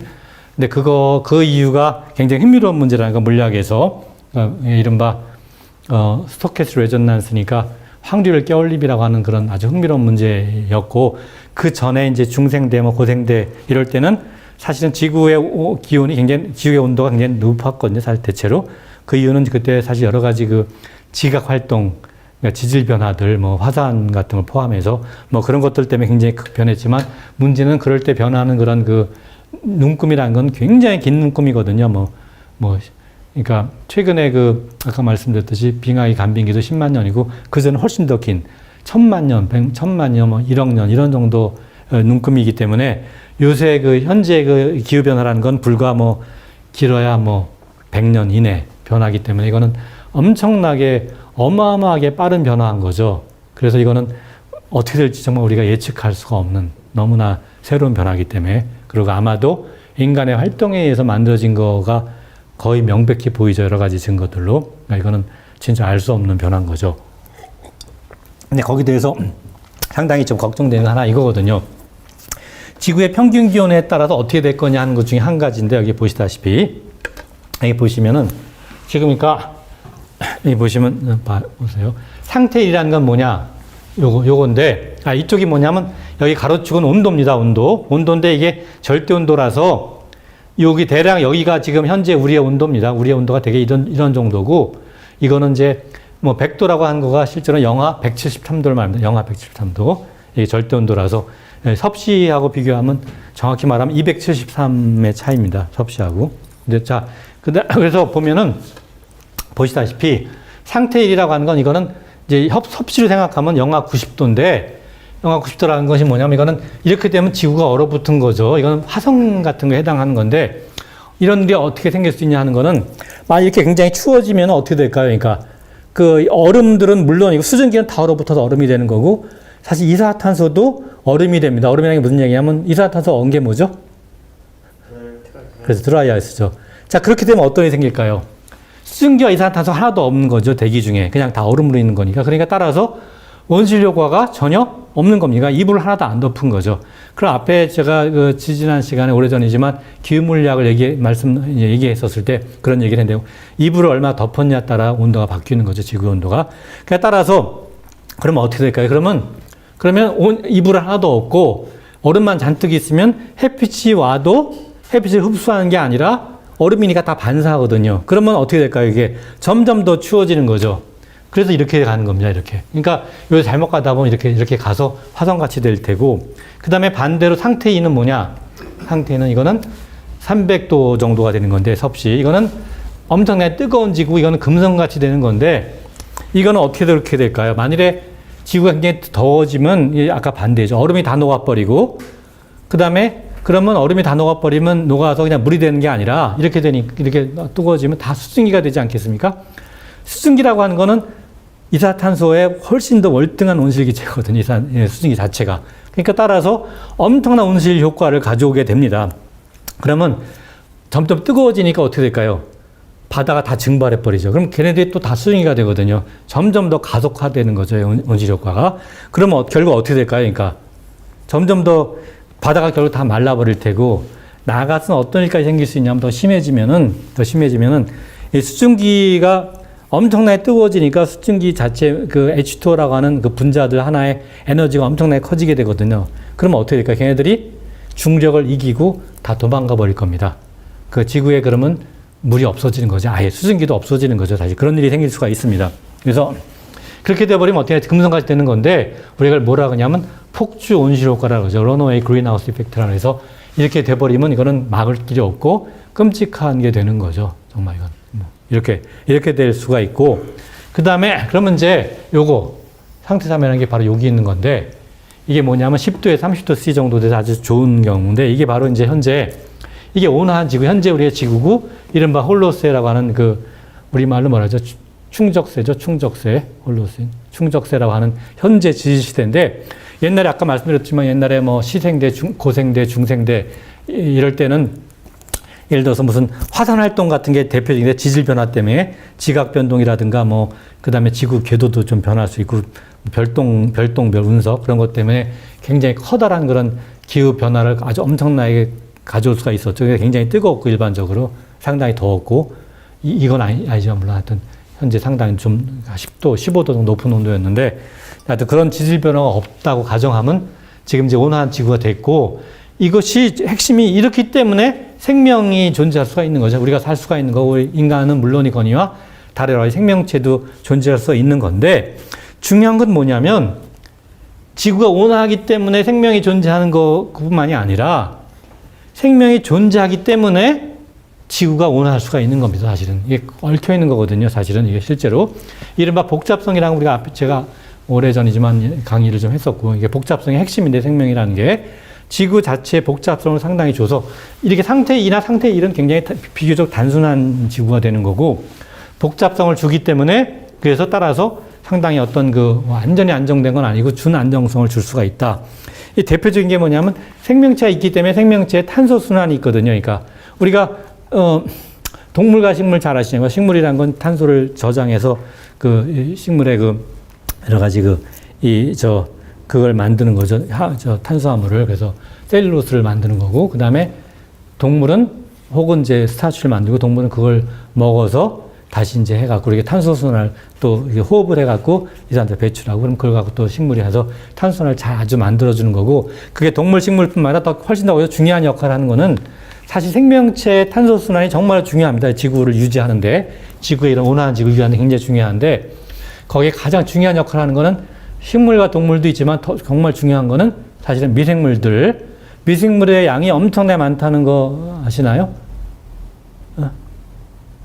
그러니까 지구상에 존재하는 생명체 중에서 가장 많은 게 숫자로 보면 말하나 마나 미생물이죠. 근데 질량으로 보면 어떨까요? 질량으로 보면.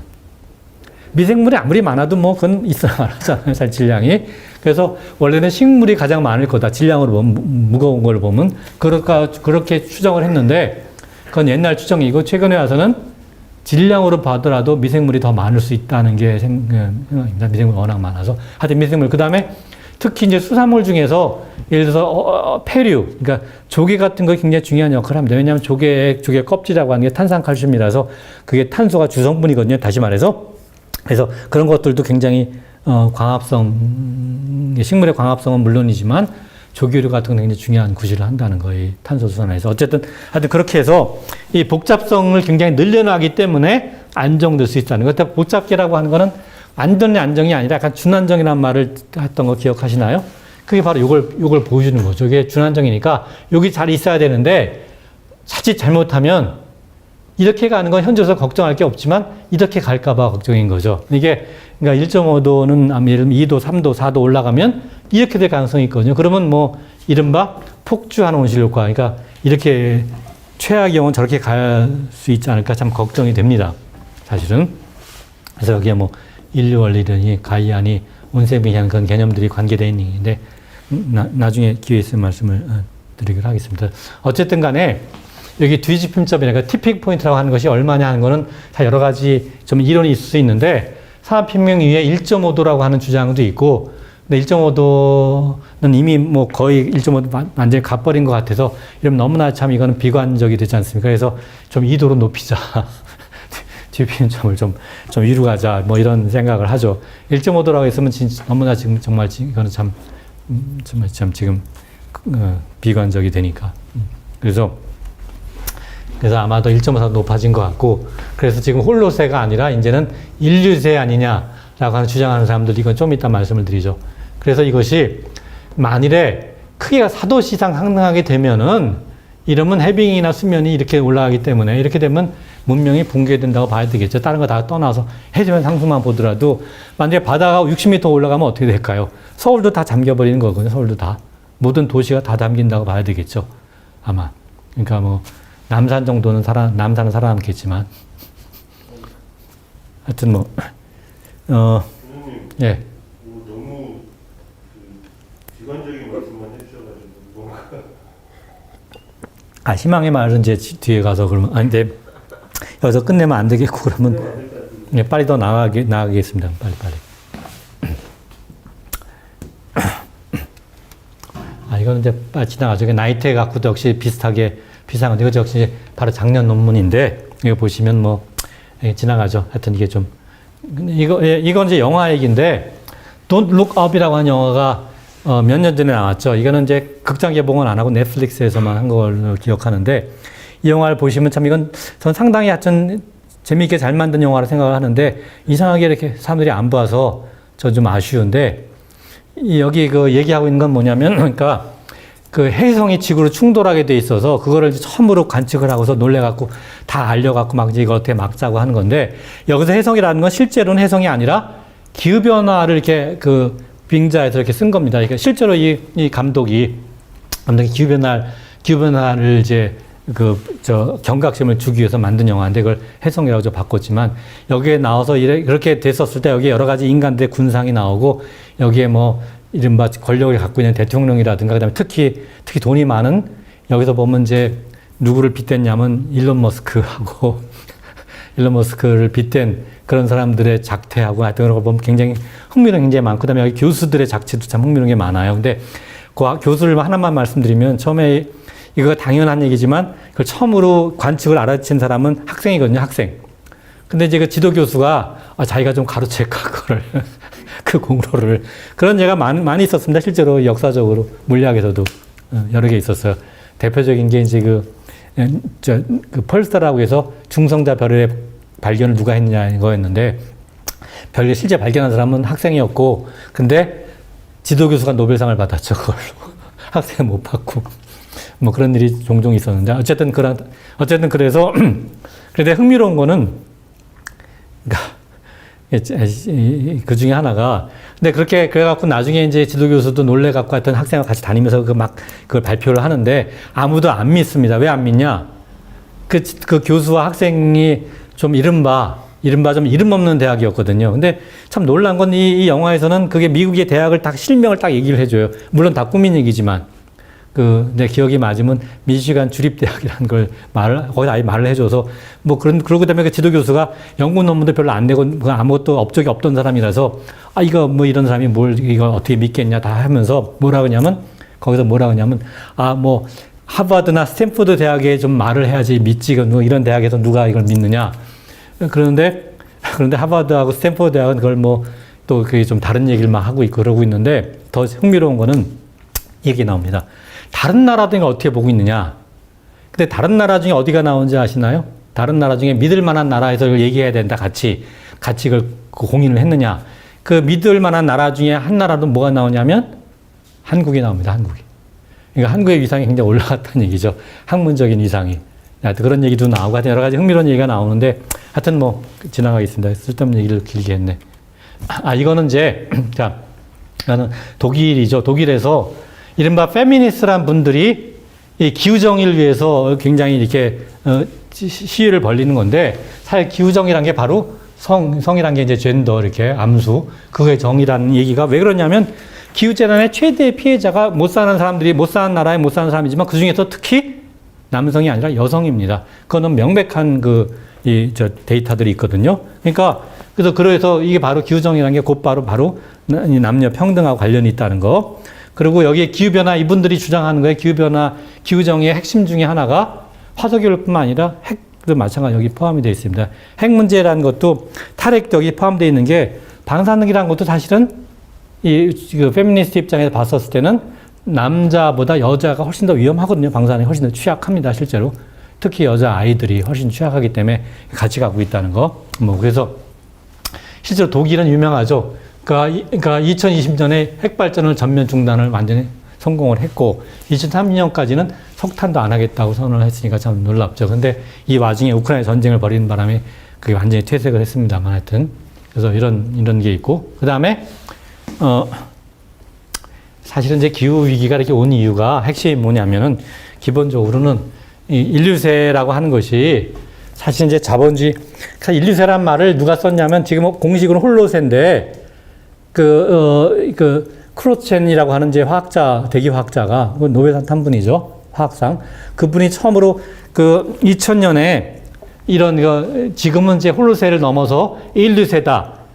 그래서 지질시대가 바뀌었다라는 걸 주장을 했는데 엄밀히 말하면 사실 인류세라는 이런 표현은 그분보다 훨씬 더 먼저 1920년대에 이미 파블로프라고 하는 옛날 소련의 사실 학자가 이미 주장을 했습니다. 사실 1920년대 이미.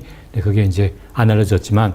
그래서 인류세가 언제 시작하냐 하는 건 산업혁명부터라는 주장도 있고, 그 다음에 1950년대에 특히 핵 문제 때문에 플루토늄이 이제 지층에 쌓이면서 그거라고 보는 관점도 있지만, 어쨌든 간에 이 지질대가 바뀌었다고 하는 주장을 많이 했는데, 공식으로는 2024년 작년 2월에 세계 지질연맹에서 회의를 해갖고 공식으로는 부결했습니다.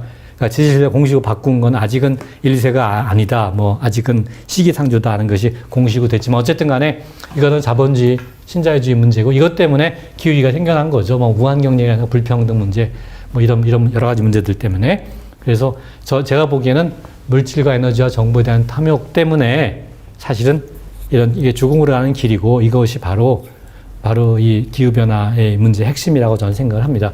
우리나라 같은 경우에 특히 환경 파괴 문제, 4대 강섭이라든가 개발, 다음에 개발 얘기 말씀을 드리겠습니다만, 그 생태계 교란 문제도 많죠. 유전자 변형이라든가 등등등, 특히 숲가꾸기 다음 시간에 말씀드리겠습니다만, 또 에너지 문제는 물론 이제 화석연료가 핵에너지의 핵심일 테고, 이것 때문에 예를 들어서 코비드 같은 게 생긴 이유가 절대 무관하지 않습니다. 이런 문제랑 같이 가는 문제거든요. 기후하고도 같이. 그래서 사실 최근에 이제 퍼스트 캐피탈이라는 책을 보면 이 말름이라는 분이 쓴 거 보면 무슨 얘기를 했냐면 사실 여기 이제 무어도 같은 얘기를 했는데 산업혁명이라는 건 결국 화석자본이 산업혁명을 통해서 등장을 하면서 동족의 소유자가 바로 권력이 돼서 이렇게 된 거고 우리가 1차 산업혁명, 2차, 3차 얘기하는데 그것도 다 마찬가지입니다. 사실은 기본적으로 다 똑같은 그러니까 일반적인 노동이냐 아니면 이제 숙련 노동이냐 아니면 말하자면 지식 노동이냐의 차이일 뿐이지 그게 다 기후위기를 만들어낸 거고 사실 그래서 인류의 문제가 아니라 자본의 문제이기 때문에 지질시대도 인류세가 아니다. 그럼 뭐냐? 이른바 자본세다. 그러니까 캐피탈로슨이다라고 주장을 합니다. 그러니까 엔트로포슨이란 말은 잘못된 말이고 사실은 캐피탈로슨이다. 라는 그런 얘기까지도 하는 거죠. 그래서 하여튼 지나가겠습니다. 지나가겠고. 얘기를 조금 너무 시간이 많이 가서 마쳐야 될 것 같은데 우리가 현재 대안으로 많이 말하는 게 탄소 배출권이라든가 이산화탄소 포집이라든가 수소경제라는 얘기를 하는데 이건 전부 다 잘못된 얘기라고 저는 생각을 합니다. 기본적으로 다 잘못됐다. 그 이유가 예를 들면 이산화탄소 포집이라는 건 왜냐하면 이산화탄소 우리가 포집한다는 건 거기에 들어가는 에너지가 오히려 더 클 수 있는 우리가 화석연료를 쓰기 때문에 이산화탄소가 생기는데 이산화탄소 포집하기 위해서 들어가는 에너지가 화석을 쓸 때 필요한 에너지보다, 그러니까 거기서 우리가 얻는 에너지보다 더 크다고 하면 아무런 무의미한 얘기죠. 근데 현재로서는 그렇게 될 가능성이 훨씬 더 큽니다. 그건 당연합니다. 사실 에너지 우리 계산해 보면. 그러니까 말이 안 되는 얘기고 수소경제라는 거는 우리가 사실 잿빛수소, 파란수소, 초록수소 얘기하는데 그레이 하이드로전, 뭐 블루 하이드로전, 그린 하이드로전. 우리가 현재는 우리가 쓰는 건 95%의 수소가 모조리 다 그레이 하이드로전이 잿빛수소입니다. 무슨 얘기냐면 그 천연가스에다가 천연가스에서 거기다가 물을 집어넣어 갖고 산소 수소를 뽑아내는데 그 과정에서 똑같은 양 이상의 이산화탄소가 생겨나거든요. 그러니까 이거는 잿빛수소라고 하는 건 이거는 실제로 이걸 이용해서 우리가 수소를 얻어갖고 수소를 쓰자 하는 건 의미가 없는 게 이때 생겨난 이산화탄소 양이 저만큼이기 때문에 의미가 없는 거고 파란수소라고 하는 거는 그렇게 하면서 그때 이산화탄소를 포집하자는 건데 이건 아까 말씀드렸듯이 이 포집 자체가 말이 안 되는 얘기이기 때문에 의미가 없는 거고 중요한 건 초록수소인데 초록수소라는 거는 이제 재생에너지 햇빛 에너지 같은 걸 써갖고 물을 분해해서 수소를 만들자 하는 건데 이것도 말이 안 됩니다. 왜 말이 안 되냐면 이게 말이 왜 안 되냐면 에너제티컬리 그럼 에너지를 봤었을 때 이 초록수소라고 하는 거는 에너지의 저장고일 뿐이지 에너지 원은 아니거든요. 에너지 원은 햇빛인 거죠. 햇빛. 그러니까 이거 다시 말해서 그냥 2차 전지를 그냥 쓰는 게 훨씬 더 에너지 손실이 없고 유리하지. 수소 다시 바꿨다가 수소를 갖고 다시 또 연료 전지를 쓴다는 거는 말하자면 에너지 변환 과정을 계속 거쳐야 되기 때문에 손실이 훨씬 더 많습니다. 그리고 여러 가지 그 비용도 많이 들죠. 왜 그러냐면 에너지가 수소를 저장하는 방법이 그러니까 이렇게 돈이 꽤 경비가 들기 때문에 여러 가지 문제가 있습니다. 더 문제가 되는 건 뭐냐면 여기 보시다시피 이건 뭐냐면 우리가 이렇게 블루 하이드로전 파란수소를 만들어 봤자 이거는 여기 보시면 파란수소를 만들어 봤자 여기 이 온실계 배출량이 놀랍게도 천연가스나 심지어 석탄보다 더 나쁩니다. 사실은 오히려 더. 그러니까 이거는 말이 안 되는 얘기죠. 그러니까 무슨 이산화탄소 온실기체 배출하지 않기 위해서 수소를 쓰자고 하는 거는 명백하게 잘못된 겁니다. 더 문제는 이건 이제 블루 하이드로전 얘기고 만약 초록수소 간다고 하면 물론 이제 의미가 있지만 초록수소 하더라도 만일에 이게 혹시 새어나간다면 이게 굉장히 치명타가 될 수가 있습니다. 수소라고 하는 건 우리가 저장을 잘해야 되는데 사실 수소 저장하기 쉽지가 않거든요. 왜냐하면 압력을 굉장히 높이고 온도를 낮춰야 되기 때문에 이게 사실 새어나갈 위험이 항상 있는데 수소가 만약 새어나가게 되면은 제가 자세한 건 말씀 안 드리겠습니다만 아주 극단적으로 나쁜 영향을 줄 수가 있습니다. 굉장히 나빠서 이렇게 온실기체를 엄청나게 증가시킬 수 있다는 거. 오히려 수소가 새나기만 한다면 설사 수소를 이렇게 좋은 방법으로 만든다 하더라도 혹시 새나가면 굉장히 나쁘다는 거. 그러니까 뭐 이런 얘기를 이걸 좀 강조할 수가 있고 결론적으로 이건 무슨 얘기냐면 다 우리가 이온을 추구하고 어떤 민봉칙의 역기능이 더 클 수도 있고 모순을 심할 수 있다는 거. 그래서 이건 다 전부 다 푸르게 빨기라고 생각이 됩니다. 그래서 이런 것들이 지금까지 보면 다 이렇게 좀 비관적이지만 그러나 이제 마지막으로 나까지 말씀을 좀 드리면 이게 우리가 기후 행동을 할 기회가 굉장히 많은데 여러 가지 이제 굉장히 솔로 핵심적인 가장 좋은 건 역시 햇빛이라고 생각이 됩니다. 모든 걸 평가해 보면 그래서 평가해보면 이런 것 말고도 여러 가지가 다 있습니다. 여러 가지 장점들에 생각할 수 좋은 방법들이 있고 거기서 요새 와서 저는 상당히 유망하다고 생각하는 거 하나가 바이오차라고 하는 건데 자세한 설명은 안 드리겠습니다. 그래서 이거 말고 전기화학적 전환이라든가 이런 것들 카본 유틸리제이션이라 해서 탄소 이용하는 거 하여튼 이런 것들이 이거 상당히 요새 보면 굉장히 좋은 기술이 아주 유망한 아직 확실하지 않지만 상당히 좋은 기술이 될 거라고 하는 그런 것들이 생겨납니다. 그래서 이건 하여튼 시간이 없어서 지나가겠습니다만 하여튼 그러니까 희망이 있다는 걸 이렇게 이런 잘 가면은 분명히 아직까지 분명히 희망이 있다고 저는 생각이 되고 그리고 이제 기후위기라고 하는 거와 기본적으로는 사실 자본주의 근대과학의 문제라고 생각할 수가 있는데 이건 그냥 지나가겠습니다. 그래서 사실 이제 체제 변형을 하기 위해서 상당히 많은 시위가 있고 한데 결국 보수주의와 진보주의의 문제입니다. 사실 이건 그래서 우리가 뭔가 바꿔야 되는 건데 이 바꾸는 걸 어떻게 바꿀 것인가 바꾼다는 게 딴 게 아니라 우리의 사고 방식, 삶의 방식을 좀 바꿀 필요가 있다고 저는 생각이 듭니다. 여러 가지를 고려해서. 그래서 이거는 이제 외국의 경우 이게 굉장히 활발한데 이건 캐나다와 노르웨이 아까는 이제 독일을 보여드렸죠. 근데 한국은 어떤가? 이게 한국에서 이제 기후정의, 동물정의, 성정의 이 문제를 한국의 분들이 하는데 사실 조금 이제 이게 2023년에 9월에 여성 환경연대에서 한 건데 아까 유럽에 비하면 조금 좀 너무 이렇게 작아 보이죠. 너무 수가 적고 힘이 없어 보이긴 합니다만 아무튼 이런 게 있고 그다음에 이거는 이제 종교계에서 하는 그런 것들을 좀 보여줍니다. 그래서 종교에서 그 마지막으로 그다음에 이건 이제 이게 종교계이고 그다음에 마지막 이것은 이건 뭐냐면 그러니까 한국의 기후정의 행진 2023년 9월이고 매년 합니다. 9월에 이게 보시다시피 여기 숭례문 있고 꽤 많은 분들이 모여서 상당히 이걸 위해서 조금 우리도 이제 기후정의 기후라고 하는 게 단순히 자연의 문제가 아니라 우리 사회의 문제고 인간의 문제고 모든 게 연결되어 있는 문제고 이건 결국은 불의와 정의의 문제라고 하는 거 단순히 자연의 문제가 아닌 거 이런 관점에서 이걸 이제 상당히 우리나라도 이걸 좀 시작했다고 생각이 돼서 뭐 결국 제 결론은 뭐냐면 현재까지 보시면 굉장히 좀 비관적으로 보일 수 있겠지만 그러나 제 생각에는 아직 기회는 있고 그다음에 아직까지 새로운 기술들 보면 상당히 유망하다고 저는 생각이 됩니다. 그래서 그런 걸 잘 발전시키는 것은 저는 아직까지 방법이 기회가 있다고 저는 생각하는 쪽이고 가장 중요한 거는 인류가 지금 사고방식과 삶의 방식을 바꾸는 어떤 혁명적인, 그게 바로 혁명이죠.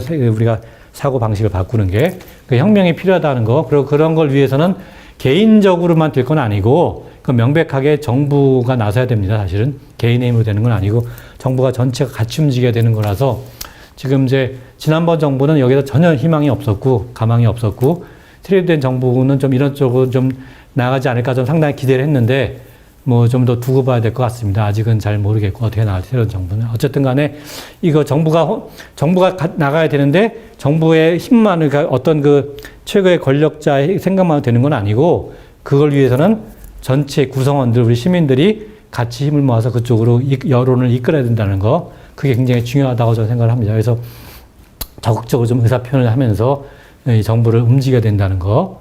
그래서 그런 것이 제 생각에는 현재로서 우리가 가질 수 있는 거의 유일한 희망과 유일한 길이 아닐까 생각이 됩니다. 좀 시간이 너무 많이 가서 좀 죄송하게 됐습니다. 하여튼 이번에 이걸 끝나고 다음 시간에는 생태계 문제를 얘기를 하겠는데, 생태계에서 거기 개발의 문제를 말씀드리겠는데, 생태계를 하기 위해서는 생명이라는 게 무엇인가에 대한 이해가 좀 필요해서 생명이라는 우리가 어떻게 이해할 것인가를 좀 간단히 먼저 말씀을 드리고, 그리고 생태계 문제, 그리고 우리가 개발이라고 하는 여러 가지 행위가 생태계에 어떤 영향을 주고 어떻게 될까 하는 거를 이 기후변화하고도 물론 관련이 조금은 있죠. 뭐 그런 문제를 좀 다음 시간에 말씀을 드리겠습니다. 뭐 긴 시간 동안 하여튼 열심히 들어주셔서 고맙습니다. 혹시 질문이 있으시면 뭐 질문 지금 짧게 하셔도 좋겠습니다. 네. 뭐 질문이 없으시면은. 아니 근데 아까 예. 그 해결책 부분에서 너무 빨리 지나가서. 예. 아니, 시간이 너무 많이 가서 그 해결책이 근데 사실은 그러니까 이제 두 가지죠. 한 가지면은 우리가 바뀌어야 된다. 인류가 바뀌어야 된다. 바뀌어야 되는 건 무슨 얘기냐면 사실 이제 결국 이게 화석연료가 좀 가장 주 원인이었는데, 그리고 역시 이제 여러 가지 이제 우리가 음식들 뭐 이제 특히 육식 뭐 이런 것들이 문제였으니까 우리는 그러니까 우리의 생활 습관을 좀 바꾸고 사고 방식을 바꿔서 에너지를 좀 적게 쓰고, 그 다음에 먹는 걸 좀 이제 바꿀 필요가 있는 거죠. 이게 중요한 건데, 애들 적게 쓴다는 건 무슨 얘기냐면은, 사실은 우리가 그러니까 지금까지 현재 우리나라 정부의 정책을 보면은 수요를 엄청나게 늘린다고 가정하러 거기 맞춰서 공급량을 늘리는 걸 계속 펴왔는데, 그건 명백하게 잘못된 정책이거든요. 그러니까 수요 관리를 하는 게 굉장히 중요합니다. 실제로 수요 관리 얼마나 할 수 있는 게, 우리가 계속 불편하게 살자는 게 아니라, 예를 들어서 똑같은 에너지를 쓰더라도 에너지 수요를 훨씬 더 줄이면서 별 그 큰 불편이 없이 쓸 수 있는 방법들이 많이 있거든요. 예를 들면 전력 같은 거를 똑같은 그런 그 생활을 하면서도 전력 양을 굉장히 줄일 수가 있습니다. 사실은 여러 가지 절전 방법들을 쓰면. 그리고 불필요하게 낭비하는 걸 줄이자는 거죠. 특히 이제 우리나라 같은 경우에는 전력 수요가 굉장히 많은 것이 지난 시간에 말씀드렸습니다만 가정이 아니라 산업 구조가 잘못돼서 그런 거거든요. 사실은. 그러니까 그거를 대폭 줄일 필요가 있는 거고, 그 다음에 뭐 교통 같은 문제에서도 지금 자동차 같은 경우에도 자동차가 온실기질 굉장히 서울 같으면 주범 중에 하나인데, 우리가 자동차를 좀 적게 쓴다는 것은 대중교통을 훨씬 더 편리하게 만들자는 거죠, 사실은.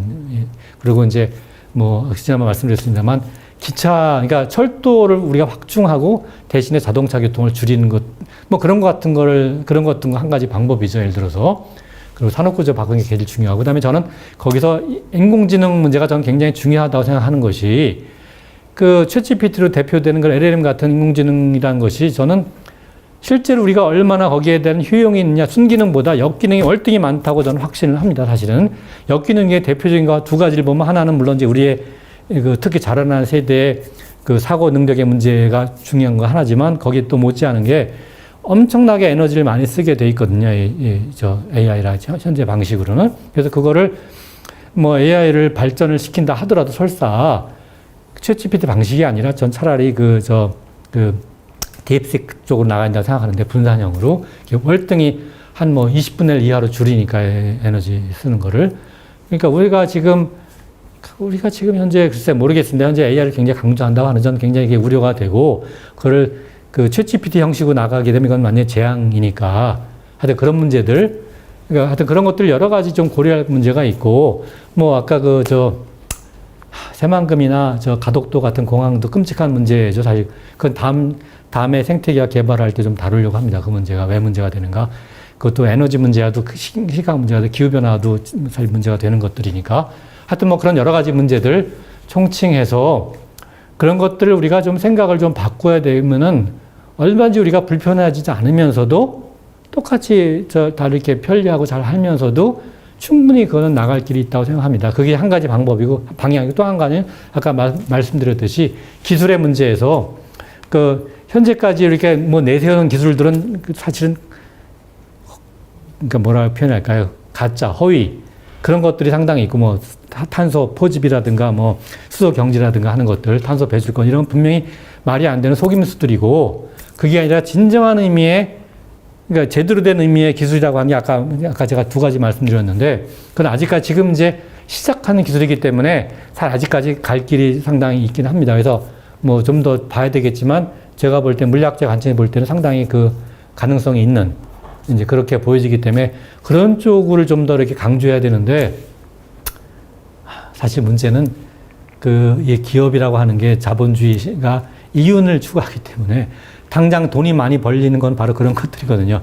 신기술 이게 아니라 참 안타까운데 그런 거는 따라서 정부 차원에서 좀 그쪽을 좀 이렇게 나가야 되는 거고 정부에도 올바른 정책을 피해 나가야 되고 그러려고 하면은 정부에만 맡기면 안 되고 시민들이 정말 좀 인식을 해서 시민들이 정부에 상당히 좀 압력을 넣어야 되지 않을까 하는 생각이 좀 듭니다. 뭐 지난번 정부에는 그게 가망이 없었지만 지금 좀 그래도 압력을 넣으면 좀 통하지 않을까 하는 좀 희망을 갖고서 그런 생각을 하다 그런 쪽을 잘 나가게 되면 저는 아직도 희망이 있다고 생각합니다. 당연히.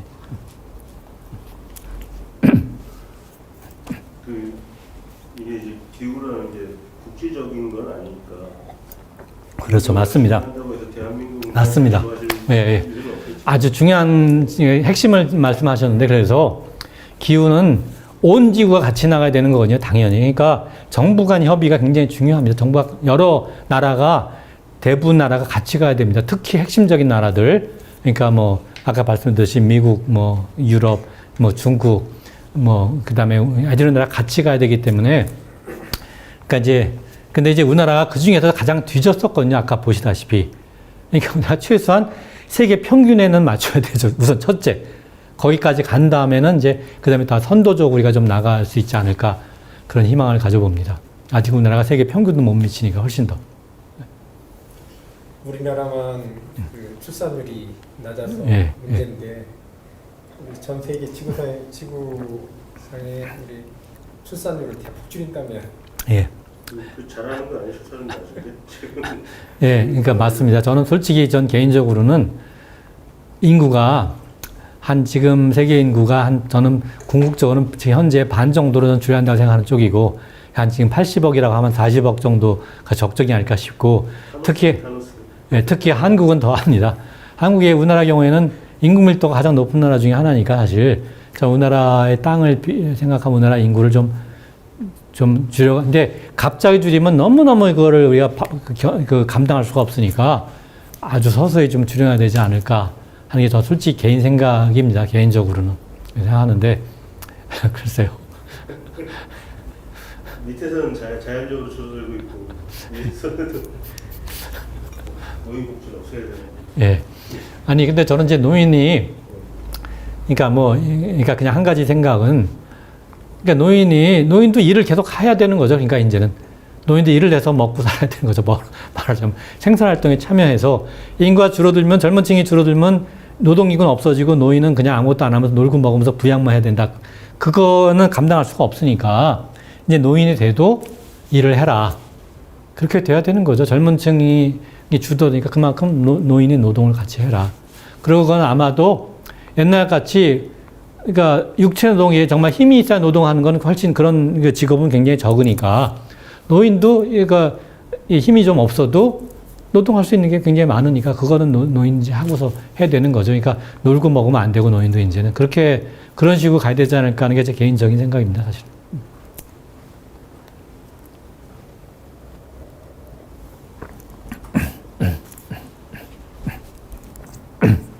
뭐 지금 말씀드린 것들은 그냥 이제 깊이 생각한 건 아니고 깊이 안 따져보고 그냥 제가 떠오르는 그냥 느낌을 말한 거니까 너무 진지하게 들으시지 마시고요. 지금 말한 것들은.